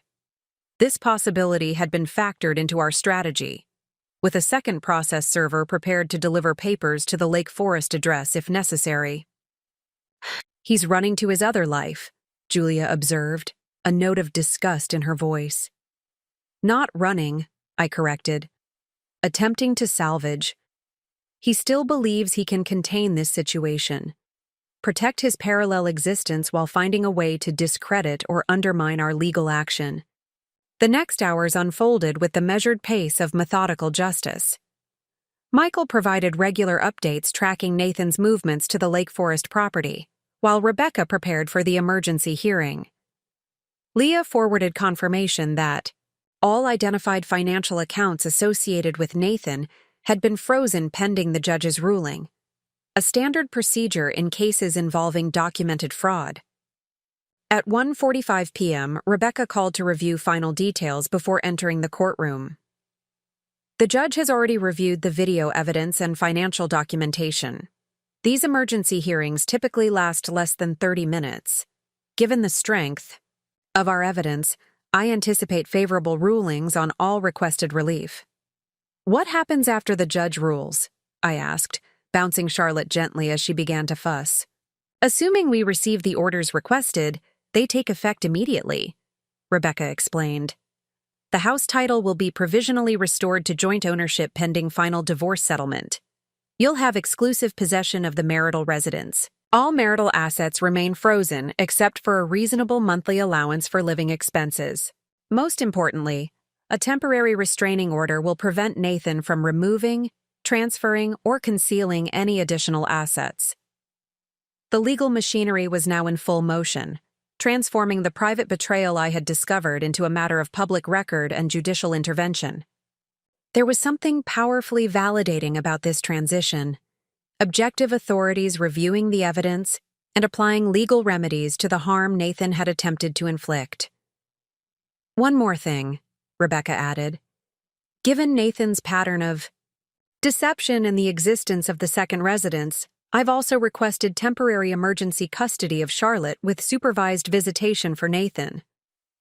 This is standard procedure when one parent has demonstrated financial fraud and deceptive behavior. The thought of Nathan having any contact with Charlotte sent a protective surge through me. Is supervised visitation necessary, given everything he's done? Courts generally maintain that children benefit from relationships with both parents, even in difficult circumstances, Rebecca replied gently. The supervision requirement provides significant protection while acknowledging his legal rights as a father. We can revisit this arrangement during full custody proceedings based on his behavior going forward. Though uncomfortable, I recognize the wisdom in Rebecca's approach. Despite everything, Nathan was Charlotte's father. My goal wasn't to erase him from her life, but to ensure her security and well-being despite his actions. At precisely 2:37 p.m., Rebecca's call came through. "We've been granted all requested relief," she reported, professional satisfaction evident in her voice. "Judge Hernandez was particularly moved by the timing of the fraud during your childbirth. The orders are being processed now and will be effective immediately." Relief washed over me in a powerful wave. The home Nathan had attempted to steal was legally protected. The financial resources he had hidden were identified and frozen. The parallel life he had constructed was now exposed to legal scrutiny. Most importantly, Charlotte's security was being restored through the methodical application of justice. "When can we return home?" I asked, the question carrying layers of meaning beyond its practical implications. "The orders include exclusive possession effective immediately," Rebecca confirmed. "However, I recommend waiting until we've confirmed Nathan has been served with the judge's orders and understands he's legally prohibited from entering the property. Without court permission." Julia squeezed my hand supportively. "See? He thought he was so clever, but justice moves faster than his schemes." As if in response to Julia's observation, Michael's update arrived. "Subject has received notification of court orders while at Lake Forest property. Currently observed in heated phone conversation, presumably with legal counsel. No indication of imminent departure from secondary residence." The image of Nathan trapped in his alternate home, surrounded by evidence of his dual life while receiving legal notification that his scheme had collapsed, carried a certain poetic justice. The very space he had established as a sanctuary from accountability had become the setting for his reckoning. My phone, which had been steadily accumulating ignored messages from Nathan throughout the day, fell silent. His lawyers had presumably advised him that direct contact now constituted a violation of the court order, potentially complicating his already precarious legal position. By early evening, Michael confirmed that Nathan remained at the Lake Forest property with no signs of intended departure. With this assurance, Rebecca advised that it was safe to return to my home, a return that represented not just physical reoccupation, but a reclamation of what was rightfully mine. As Julia drove us back across the city, Charlotte sleeping peacefully in her car seat, I watched the familiar landmarks with new eyes. The sky was turning the deep purple blue of early evening, streetlights beginning to illuminate our path home. The day had transformed everything, replacing uncertainty with clarity, vulnerability with legal protection, and betrayal with the first steps toward justice. "You know what amazes me most?" I said to Julia as we turned onto our street. "Not that he betrayed me, but that he so profoundly underestimated me. He truly believed I would never discover the truth, never take action, never fight back. His biggest mistake, Julia agreed as we pulled into the driveway of the home that was once again legally mine. No, I corrected, looking at Charlotte's peaceful face. His biggest mistake was believing his actions wouldn't have consequences. Today was just the beginning of proving how wrong he was. Stepping back into my home carried an emotional weight I hadn't anticipated. The familiar entryway, the living room where Charlotte's infant seat waited, the kitchen with its morning coffee cups still in the sink.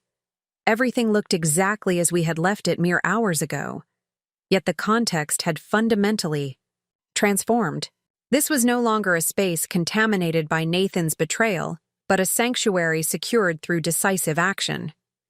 "Welcome home," Julia said softly, carrying Charlotte's car seat inside while I stood momentarily frozen in the doorway. Home. The word resonated differently now. This house, which Nathan had attempted to steal through forgery and fraud, was officially restored to shared legal ownership with exclusive possession granted to Charlotte and me. The court orders had effectively exercised his presumptive claim, returning the space to its rightful inhabitants. "It feels different," I observed, crossing the threshold with deliberate steps. "It should," Julia replied. "This morning you left as someone being deceived. You've returned as someone who took control." That distinction captured precisely what had changed, not the physical space, but my relationship to it. The transformation wasn't about the legal orders, though they provided essential protection. It was about reclaiming not just property, but personal agency. As we settled back in, Rebecca called with additional updates. "The financial injunctions are fully implemented," she reported. "All identified accounts are frozen pending further court proceedings. Nathan's attorneys have requested an emergency hearing to contest the orders, but that won't happen until next week at the earliest." "Has he made any statements through his lawyers?" I asked, curious about how he was positioning his defense. "They're claiming misunderstanding rather than fraud," Rebecca replied, professional skepticism evident in her tone. "According to their initial communication, the house transfer was part of a tax planning strategy that you had verbally approved but wasn't properly documented. They're characterizing this as an administrative error rather than intentional deception." The audacity of this defense wasn't surprising, but its transparent weakness confirmed that Nathan's legal position was as precarious as Rebecca had anticipated. No judge would find a tax planning strategy that conveniently occurred during childbirth, executed with forged signatures and false claims of power of attorney, to be a mere administrative oversight. "What about the Lake Forest property and his relationship with Vanessa Mercer?" I asked. "They haven't addressed those aspects yet," Rebecca said. "Strategic silence, presumably while they attempt to construct some explanation that doesn't amount to admission of a double life. The existence of that property and his documented presence there significantly undermines any claim that he requires access to your home." After ending the call, I focused on re-establishing normal routines for Charlotte, feeding, changing, the gentle rhythms of newborn care that continued regardless of legal proceedings or emotional upheaval. There was something grounding about these simple, essential tasks, a reminder that beneath the complex adult drama, fundamental needs remained straightforward. As evening settled around us, Julia helped me secure the house, changing lock codes, reviewing security camera positions, ensuring all entry points were properly protected. We had no specific reason to believe Nathan would violate the court order prohibiting him from entering the property, but his pattern of entitlement suggested prudent precautions were warranted. Michael confirmed he's still at the Lake Forest address, Julia noted, checking the latest update. "Apparently, several delivery food orders have arrived. He seems to be settling in for the night there."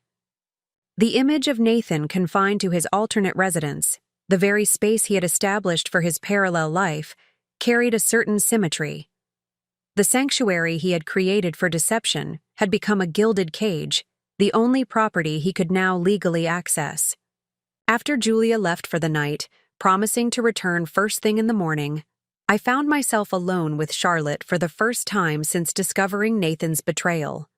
The house felt larger somehow, the silence more profound, as if the absence of pretense created additional space. I carried Charlotte from room to room in a slow, deliberate tour, speaking to her in the soft, one-sided conversation of new motherhood. "This is our home," I told her as we moved through the living room where family photos still displayed happier times. "Your father tried to take it from us, but we've reclaimed it. One day I'll explain everything to you, not to burden you with adult complexities, but to teach you that you never have to accept betrayal as your destiny." In the nursery, meticulously prepared during my pregnancy with what I had believed was Nathan's loving participation, I sat in the rocking chair with Charlotte against my shoulder. The mint green walls with their carefully stenciled woodland creatures now seemed like artifacts from a different life, one where I had believed in partnership rather than knowing the reality of calculation. "We'll make new memories here," I promised her, gently rubbing her back as she drifted toward sleep. Ones built on truth rather than illusion. Charlotte's nursery camera alert chimed softly on my phone. The same security system that had captured Nathan's betrayal, now documenting this moment of quiet resolution. The symmetry wasn't lost on me. Technology designed for protection had served precisely that purpose, though in ways I never anticipated when installing it. After settling Charlotte in her crib, I moved through the master bedroom with newfound purpose, reclaiming space that had been contaminated by Nathan's presence. I changed the bedding completely, moved his personal items into the guest room closet as Rebecca had advised, preserving his property while removing it from shared spaces, and rearranged furniture to create a configuration that felt distinctly mine. The physical reorganization paralleled an internal one, establishing new boundaries, defining spaces of self-determination, creating distance from patterns that had enabled deception. With each deliberate change, I was not merely redecorating, but reconstructing my environment to reflect my reclaimed agency. When my phone chimed with a notification from an unknown number, I approached it cautiously. The message read simply, "This isn't over. We need to talk directly. Legal mechanisms can't resolve personal matters." Though the number was unfamiliar, the phrasing and presumption were unmistakably Nathan's. He had apparently obtained a new phone, likely to circumvent the blocks I'd placed on his known numbers following Rebecca's advice. The attempt to establish direct communication outside legal channels was precisely what she had warned might happen, an effort to regain psychological control when formal authority had been lost. Rather than responding, I forwarded the message to Rebecca with a brief note. "Received from unknown number. Appears to be Nathan attempting contact in violation of communication protocols." Her reply came quickly. "Do not engage. Documented violation of court-ordered communication restrictions. Will address with judge tomorrow." The exchange reinforced something essential about my new reality. I was no longer navigating betrayal alone, but with professional advocates and clear legal protections. Nathan's message, intended to create direct engagement on his terms, instead became additional evidence strengthening my position. Later that night, after Charlotte's midnight feeding, I found myself drawn to the home office where our important documents were stored. The room where security footage had captured Nathan accessing and manipulating financial records now served a different purpose, becoming the center of my reclamation project. I systematically reviewed our files, creating an inventory of documents, accounts, and legal instruments that required attention. Beyond the immediate asset freeze secured through court orders, there were numerous long-term financial considerations: retirement accounts where Nathan remained listed as beneficiary, insurance policies requiring beneficiary changes, estate, planning documents that needed revision. The process wasn't merely administrative, but profoundly liberating. Each identified vulnerability became an opportunity for correction. Each discovered connection a chance to establish appropriate boundaries. What might have felt overwhelming in isolation became manageable through systematic approach and clear purpose. As dawn approached, I had compiled a comprehensive catalog of actions required to fully disentangle my financial future from Nathan's ongoing influence. The list was substantial, but not insurmountable, each item representing a specific, achievable step toward complete independence. Charlotte woke for her early morning feeding as the first light filtered through the windows. Holding her in the changing morning light, I realized that the past 24 hours had fundamentally altered our trajectory. When the sun had risen yesterday, I had been living in carefully orchestrated deception, married to a man constructing a shadow life. Today, though the legal proceedings were just beginning, truth had replaced illusion, and action had superseded victimhood. "Everything is different now," I told Charlotte, as she gazed up with unfocused newborn attention. "Yesterday, I discovered that your father tried to steal our home while I was bringing you into the world. Today I can tell you that his plan failed because he underestimated what we're capable of." The simplicity of this statement belied the complex emotions beneath it. Grief for what had been lost, anger at the betrayal, fear for the uncertain path ahead. Yet those emotions no longer dominated my experience. They had been contextualized within a larger narrative of capability and agency. As the morning progressed, updates from our legal team confirmed that the court orders remained firmly in place, despite Nathan's attorney's preliminary objections. All identified assets remained frozen.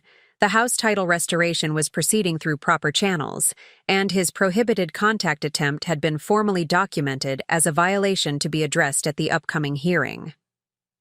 "The judge has scheduled a full review for Tuesday morning," Rebecca informed me during our morning update call. "Nathan will be required to appear in person to address both the substantive allegations and his violation of communication protocols. The court has made it exceptionally clear that further violations will result in significant consequences." The systematic implementation of legal protections created space for me to focus on Charlotte's needs and my own emotional processing. Each feeding, diaper change, and quiet moment of connection with my daughter became an anchor in rapidly changing circumstances, reminders of what ultimately mattered beyond legal proceedings and financial calculations. Midday brought an unexpected delivery, a careful selection of meals prepared by Julia's co-workers, organized through a meal train she had quietly arranged. The thoughtful gesture underscored another essential aspect of reclamation: accepting support without shame or hesitation. "People want to help," Julia explained when she arrived with additional provisions. "Everyone I've told is amazed by your strength and wants to contribute in whatever way they can." This perspective challenged my initial instinct to handle everything independently, a pattern that I realized had potentially enabled Nathan's deception by creating space for unexamined trust.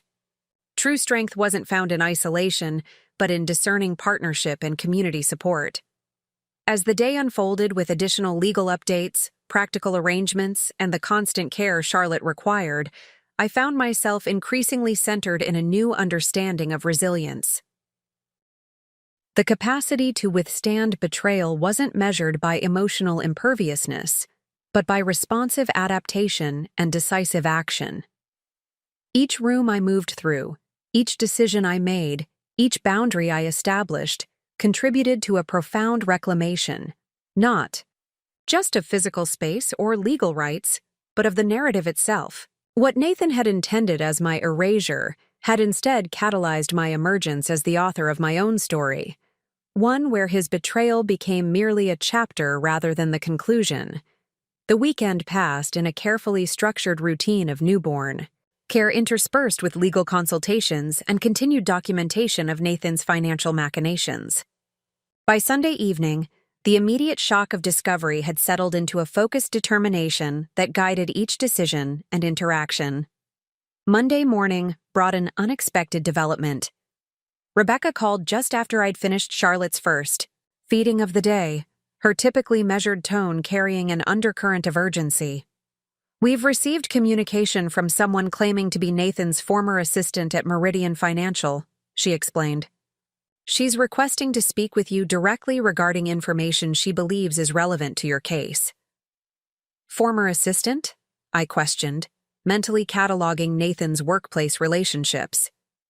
He's never mentioned having a dedicated assistant at the firm. That's one of several inconsistencies, Rebecca replied. According to our preliminary background check, the woman, Diane Winters, worked for Meridian Financial for approximately 18 months before resigning abruptly 3 weeks ago. Her timing correlates with your delivery date. The coincidence seemed significant. Do you think she's legitimate? Her employment at Meridian is confirmed, Rebecca said carefully. What's unclear is her motivation for coming forward now, and why she's specifically requesting direct contact rather than providing information through formal channels. After discussing security protocols and establishing appropriate boundaries, we arranged for Diane to meet me at Rebecca's office that afternoon. Julia agreed to watch Charlotte, allowing me to focus entirely on whatever information might emerge. The law offices of Santos & Partners occupied the 15th floor of a downtown high-rise, their reception area designed to convey both professionalism and approachable competence. Rebecca met me at the elevator, her usual professional attire complemented by a warmth that had developed over our intense collaboration. Diane arrived early, she noted, guiding me toward a conference room. She appears nervous but composed. My investigator's preliminary check shows no concerning connections to Nathan beyond her former employment. She's 34, divorced, no children, has worked in financial services for approximately 9 years.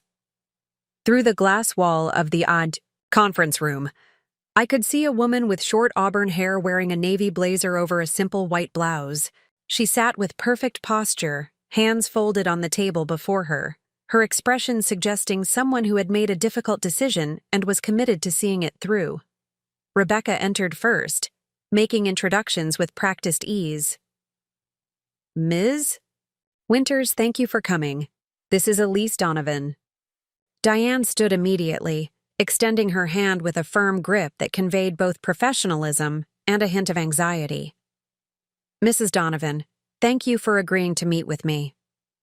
As we settled across from each other, I noticed details that spoke to careful preparation, the leather portfolio before her, the precision of her manicure, the quality watch visible at her wrist. This was someone accustomed to attention to detail and presentation.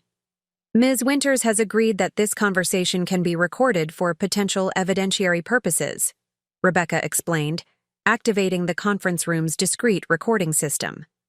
She understands this may become part of legal proceedings. Diane nodded confirmation. I do. That's partly why I wanted to provide this information directly. There should be no question about its source or my willingness to verify it under oath if necessary. The formal acknowledgement established, Diane opened her portfolio and extracted a USB drive, placing it carefully on the table between us. I worked as Nathan Donovan's executive assistant at Meridian Financial from January of last year until 3 weeks ago, she began, her voice steady despite the obvious tension in her shoulders. My official role involved calendar management, client communications, and administrative support for his portfolio management responsibilities. She paused, seeming to measure her next words carefully. Approximately 6 months into my employment, the nature of my responsibilities began to change.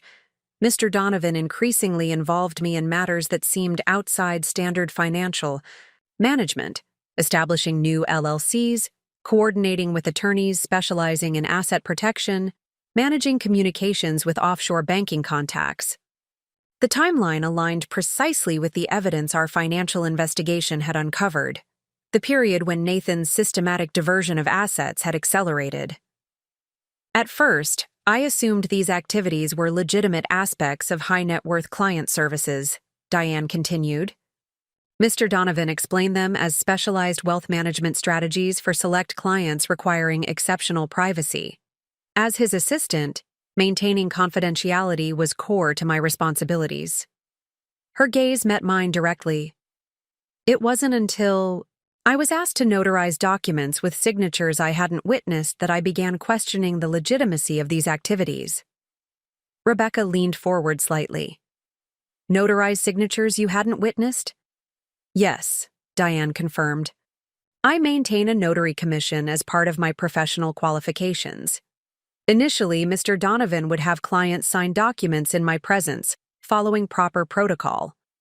Over time, he began presenting documents already signed, asking me to notarize them after the fact. When I expressed concern about this practice, he assured me the signatures were legitimate and the clients had authorized the expedited process. The implications were immediately clear. If Diane had notarized documents with forged signatures, potentially, including my own, her notary commission and professional reputation were compromised, possibly exposing her to legal liability. What specific documents did you notarize without witnessing the signatures? Rebecca asked, her tone neutral but precise. Diane's composure wavered slightly. Property transfers, power of attorney declarations, trust documents. She glanced at me apologetically. Including papers related to your home title transfer 3 days ago.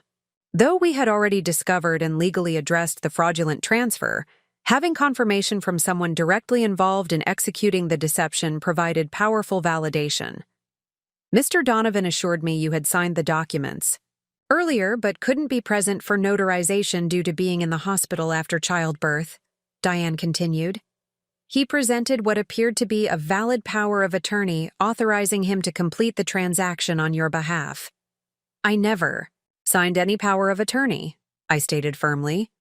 I believe you, Diane replied immediately. After notarizing those documents, I began researching previous transactions where similar protocols were followed.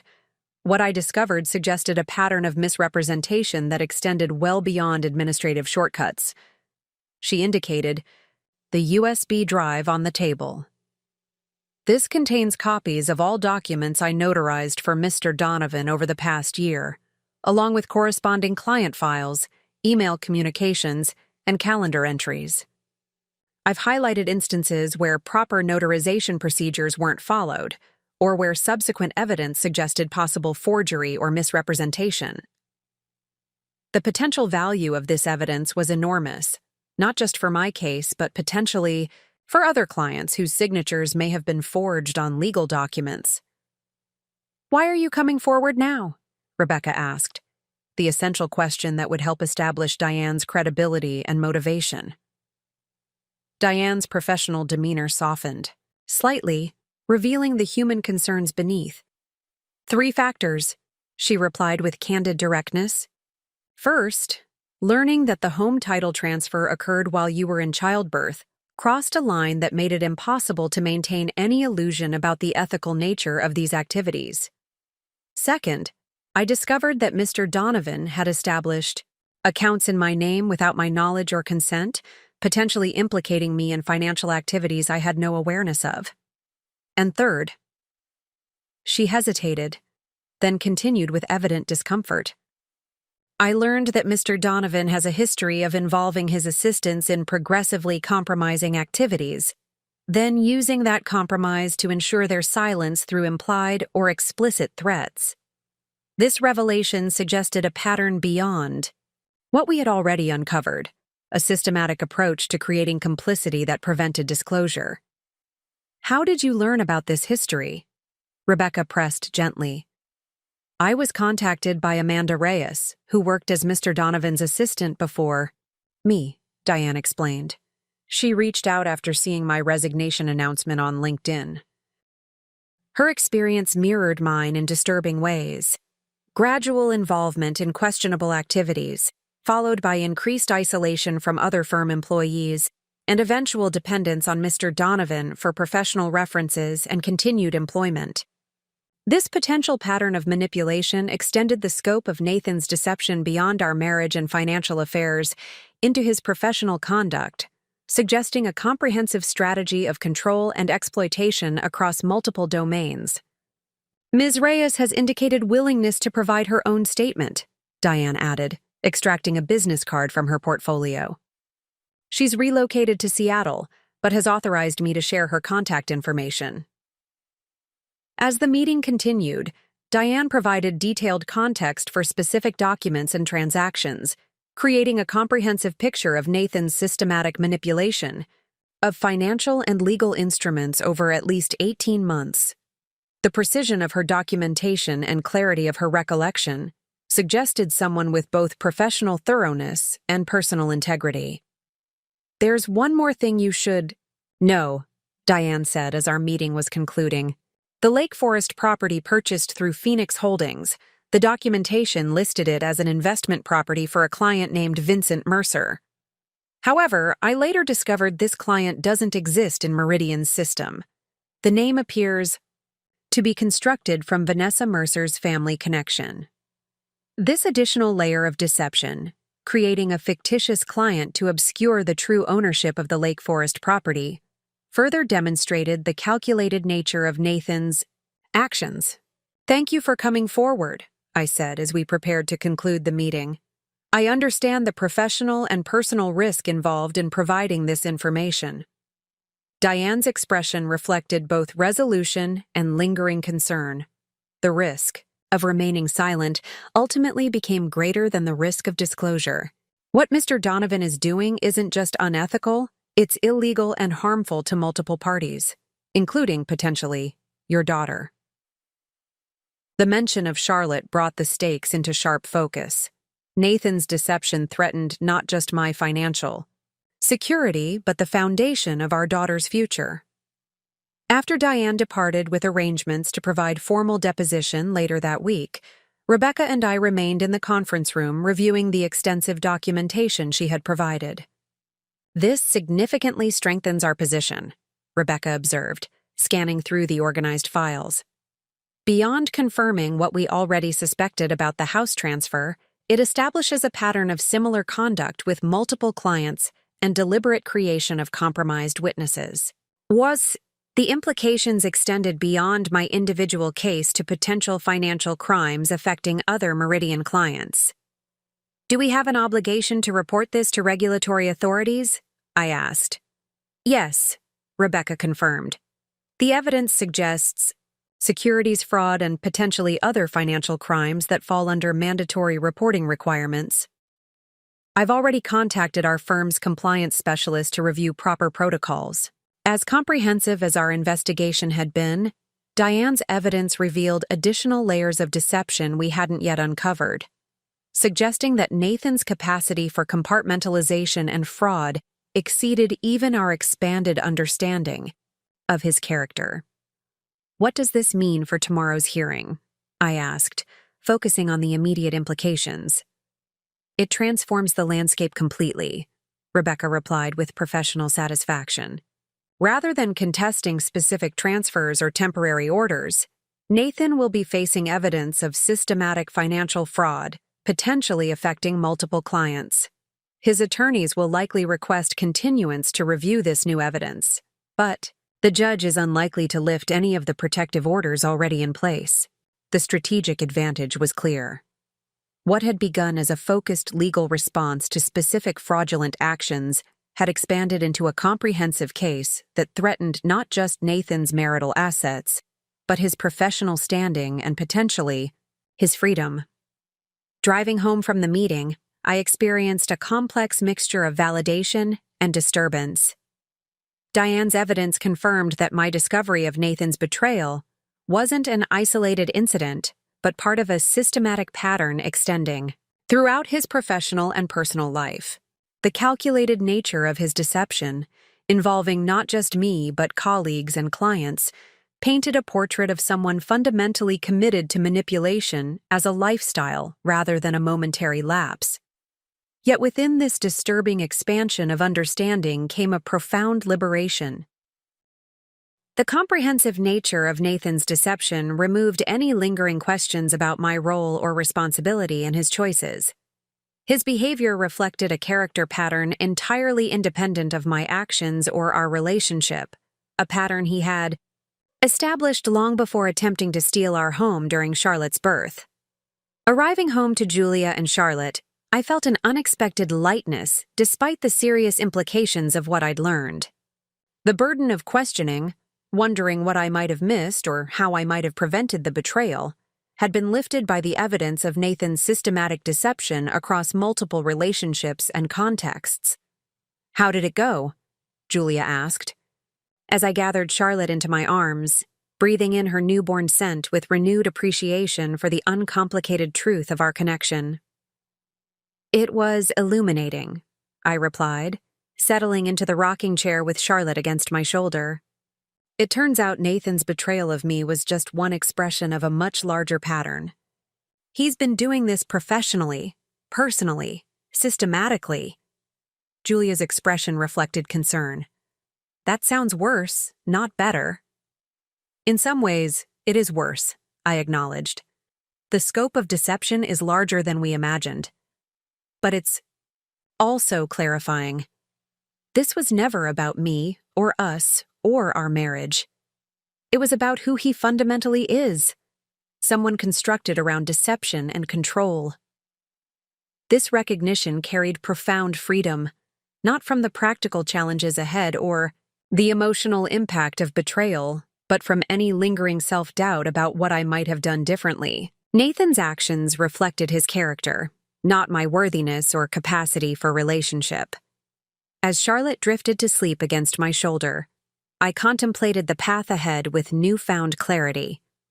Tomorrow's hearing would likely be just the beginning of a complex legal process addressing not only our marital dissolution, but potentially criminal charges arising from Nathan's professional conduct. Yet within that complexity, my own direction had become remarkably clear. Protect Charlotte, secure our future, and continue the process of reclamation that had begun the moment I witnessed Nathan's betrayal on the security footage. His actions had revealed not just who he was, but, in the crucible of response, who I was becoming. Someone capable of facing devastating truth, taking decisive action, and reconstructing a foundation built on authenticity rather than illusion. Tuesday morning arrived with the crystalline clarity that follows a night of resolute purpose. I had slept surprisingly well, Charlotte waking only once for her midnight feeding before returning to peaceful slumber. It seemed my daughter had somehow absorbed my newfound determination, her tiny being aligned with my strengthened resolve. As morning sunlight filtered through the nursery blinds, I dressed with deliberate care, selecting a tailored navy suit that projected both professional competence and appropriate gravity. Today marked my first face-to-face encounter with Nathan since discovering his betrayal, and while the courtroom setting provided structured protection, the emotional challenge required careful preparation. "You look ready for battle," Julia observed, taking Charlotte from my arms so I could secure a small pearl necklace, a graduation gift from our mother that had always symbolized achievement and capability to me. "Not battle," I corrected. "Testimony. There's a difference. Battles are chaotic. Testimony is ordered truth-telling." Rebecca had arranged for us to arrive at the courthouse through a private entrance, minimizing the possibility of unplanned encounters with Nathan or press attention. The family court building, with its imposing limestone facade and formal corridors, created an appropriately solemn atmosphere for the proceedings ahead. Judge Hernandez has already reviewed Diane Winter's preliminary statement and supporting documentation, Rebecca informed me as we settled in a private conference room. He's authorized expanded questioning based on the new evidence, which significantly alters the scope of today's hearing. The original purpose, reviewing emergency orders regarding the house title and asset freeze, had evolved into a more comprehensive examination of Nathan's potential financial and legal misconduct. What might have been a relatively brief procedural hearing now carried the weight of potential criminal implications. Nathan's attorneys requested a continuance to review the new evidence, Rebecca continued. The judge denied that request, but has permitted them 90 minutes of preparation time this morning. They're clearly rattled by the expanded scope. This strategic advantage, Nathan's team scrambling to address evidence they hadn't anticipated, created a power shift that felt appropriately balanced against his months of calculated deception. When we entered the courtroom at precisely 11 Howard a.m., I maintained deliberate focus on the judicial bench, rather than allowing my gaze to drift toward where Nathan would be seated with his legal team. This wasn't avoidance, but strategic composure, preserving my emotional equilibrium for the testimony ahead. Judge Hernandez, a distinguished man in his 60s with silver hair and penetrating dark eyes, established the tone immediately. These proceedings involve serious allegations of fraud, forgery, and financial misconduct, he noted, surveying the courtroom with evident gravity. While technically a family court matter, the evidence presented suggests potential criminal violations that may require referral to appropriate authorities. All parties should understand the significance of truthfulness in this context. The judge's opening remarks highlighted the escalated stakes. This was no longer simply about marital assets, but about legal accountability for potentially criminal actions. The weight of Nathan's miscalculation became increasingly apparent with each procedural statement. When my testimony was called, I finally allowed myself to look directly at Nathan. The man seated at the respondent's table appeared physically identical to the husband I had known. The same precisely trimmed hair, the same tailored shirt, and subtle cologne I could detect as I passed. Yet he seemed fundamentally altered by the context of exposure. His customary confidence had been replaced by a tightly controlled tension evident in his jaw and the stiffness of his posture.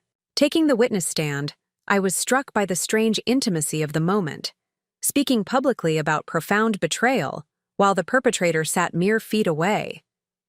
After being sworn in, I focused on Rebecca as she began her questioning, her familiar presence anchoring me in the unfamiliar setting. Mrs. Donovan, can you describe the circumstances surrounding your discovery of the property transfer at issue in these proceedings? Rebecca asked, establishing the foundation of our case with deliberate precision. Drawing a steady breath, I recounted the sequence of events, my labor and delivery, Nathan's mysterious absence and phone call, the security camera alert that had revealed his actions while I was bringing our daughter into the world. The clinical detachment of legal testimony provided a framework that allowed me to relay these painful details without becoming overwhelmed by their emotional content. When Rebecca introduced the security footage as evidence, the courtroom fell into stunned silence as the video played on monitors. The images were unambiguous. Nathan at our dining room table with the notary, forging my signature, making false claims about power of attorney, completing the fraudulent transfer with methodical precision. And where were you when these events took place? Rebecca asked after the footage concluded. In the delivery room at Metropolitan Hospital, I replied, my voice steady despite the renewed surge of indignation the images provoked. I had given birth to our daughter Charlotte approximately 4 hours earlier. Judge Hernandez's expression reflected the same disturbed reaction evident throughout the courtroom. The timing of Nathan's actions, exploiting my most vulnerable moment to execute financial fraud, carried a callousness that transcended ordinary marital disputes.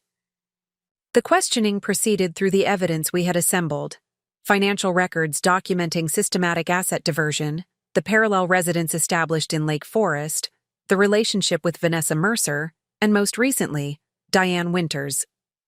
Testimony regarding professional misconduct and potential forgery affecting multiple clients. Throughout my testimony, I maintained direct eye contact with whoever was speaking, Rebecca, the judge, and eventually Nathan's attorney during cross-examination. I deliberately avoided looking at Nathan himself, not from fear, but from a clear-eyed recognition that his reaction was irrelevant to the truth I was presenting.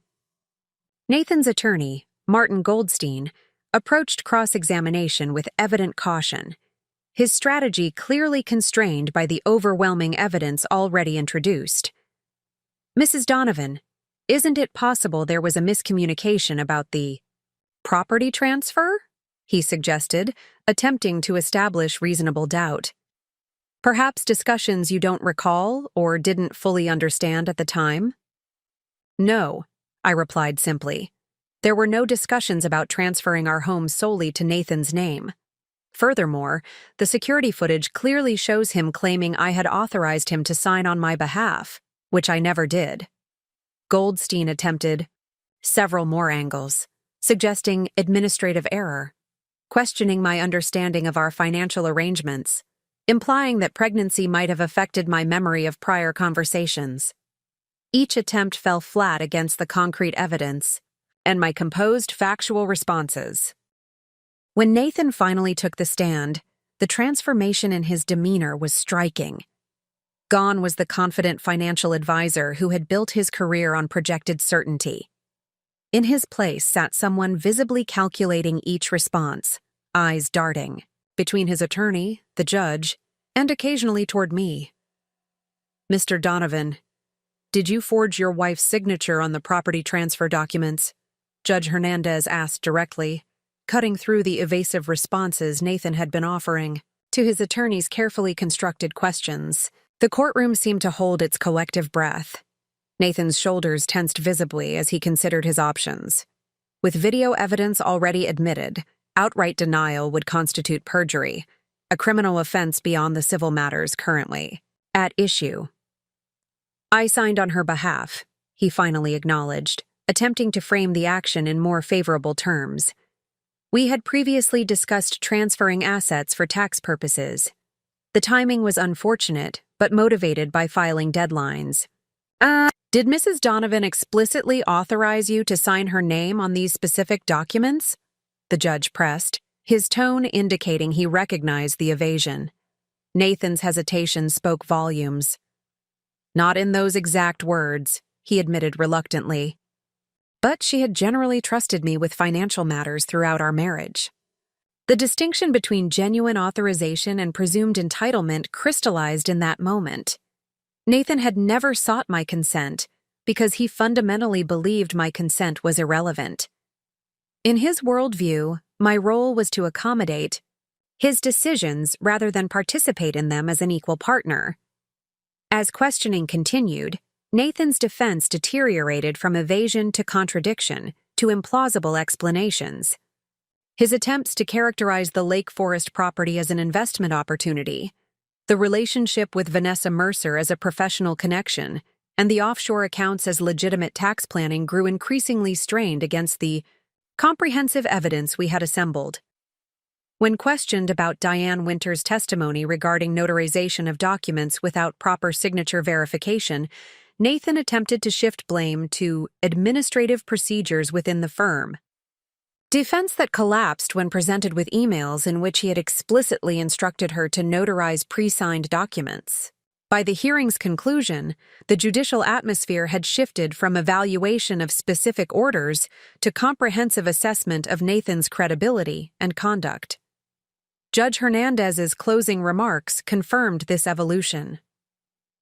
"The evidence presented today goes well beyond contested marital assets," he noted gravely. "It suggests a pattern of deliberate financial misrepresentation, identity fraud, and potential securities violations that cannot be addressed solely within family court jurisdiction." The judge maintained all existing emergency orders, the house title restoration, asset freeze, and exclusive possession provisions, while adding several new protections based on the expanded evidence. Most significantly, he ordered formal referral of potential criminal matters to the district attorney's office for investigation and possible prosecution. "These proceedings will resume in 30 days, Judge Hernandez concluded. "During that time, the respondent is required to provide complete financial disclosure under penalty of perjury, including all domestic and international accounts, properties, and business entities established or controlled during the marriage." As the courtroom began to clear, I finally allowed myself to look directly at Nathan, not with hatred or triumph, but with the clear-eyed recognition of someone seeing truth without illusion. The man who had once been the center of my constructed future now appeared fundamentally diminished, his carefully cultivated persona dissolving under the weight of exposed reality. Rebecca guided me toward the private exit, her hand supportively at my elbow. "That went even better than anticipated," she noted quietly. The judge's referral to the DA accelerates accountability beyond what civil proceedings alone could accomplish. In the corridor, Martin Goldstein approached with a colleague, requesting a moment to discuss potential resolution options. The rapid pivot from contested hearing to settlement overtures confirmed what Rebecca had predicted. Nathan's legal position had become untenable in the face of comprehensive evidence. "We'll review any written proposals through proper channels." Rebecca responded professionally. "All communication should continue through counsel." As we continued toward the exit, I heard my name called from behind, not by attorneys, but by Nathan himself, his voice carrying a note of desperation I had never heard before. "Elise, please, 5 minutes, just hear me out." Turning slowly, I faced the man who had attempted to steal my home while I gave birth to our daughter. The man who had established a parallel life with another woman while presenting himself as a devoted husband. The man whose facade of trustworthiness had finally, irrevocably shattered. "Everything I need to say to you has been said through evidence and testimony," I replied, my voice calm, but carrying throughout the now silent corridor. "The courts will determine appropriate consequences. Charlotte and I will determine our future.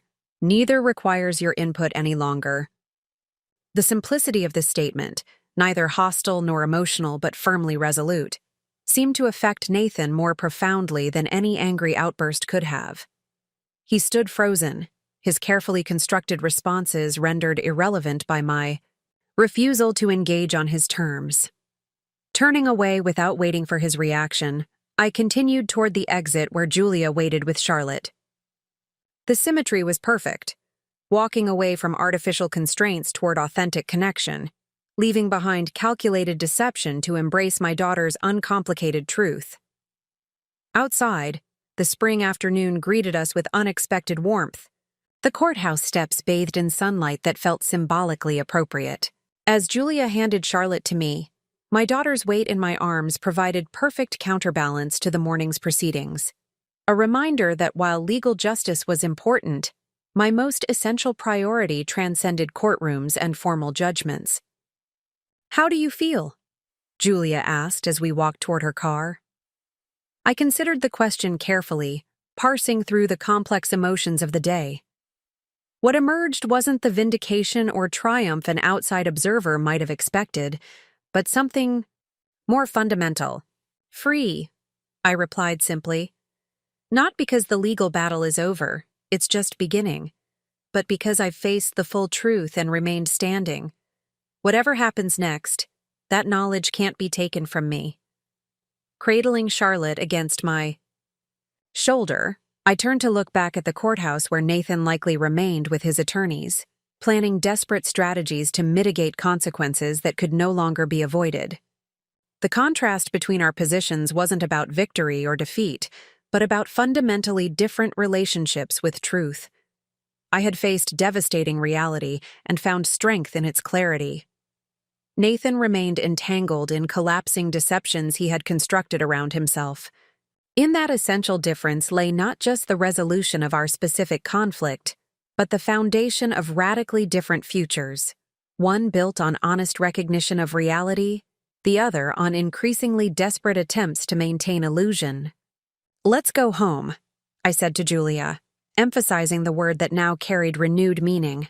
Not just a physical structure Nathan had attempted to steal, but a concept reclaimed through courageous confrontation with truth. Charlotte stirred against my shoulder, her tiny hand grasping my collar with newborn instinct. In that simple, perfect gesture lay confirmation of what truly mattered. Not the courtroom victory or legal vindication, but the authentic connection that would form the foundation of our future together. Up next, you've got 2 more standout stories right on your screen. If this one hit the mark, you won't want to pass these up. Just click and check them out. And don't forget to subscribe and turn on the notification bell so you don't miss any upload from us.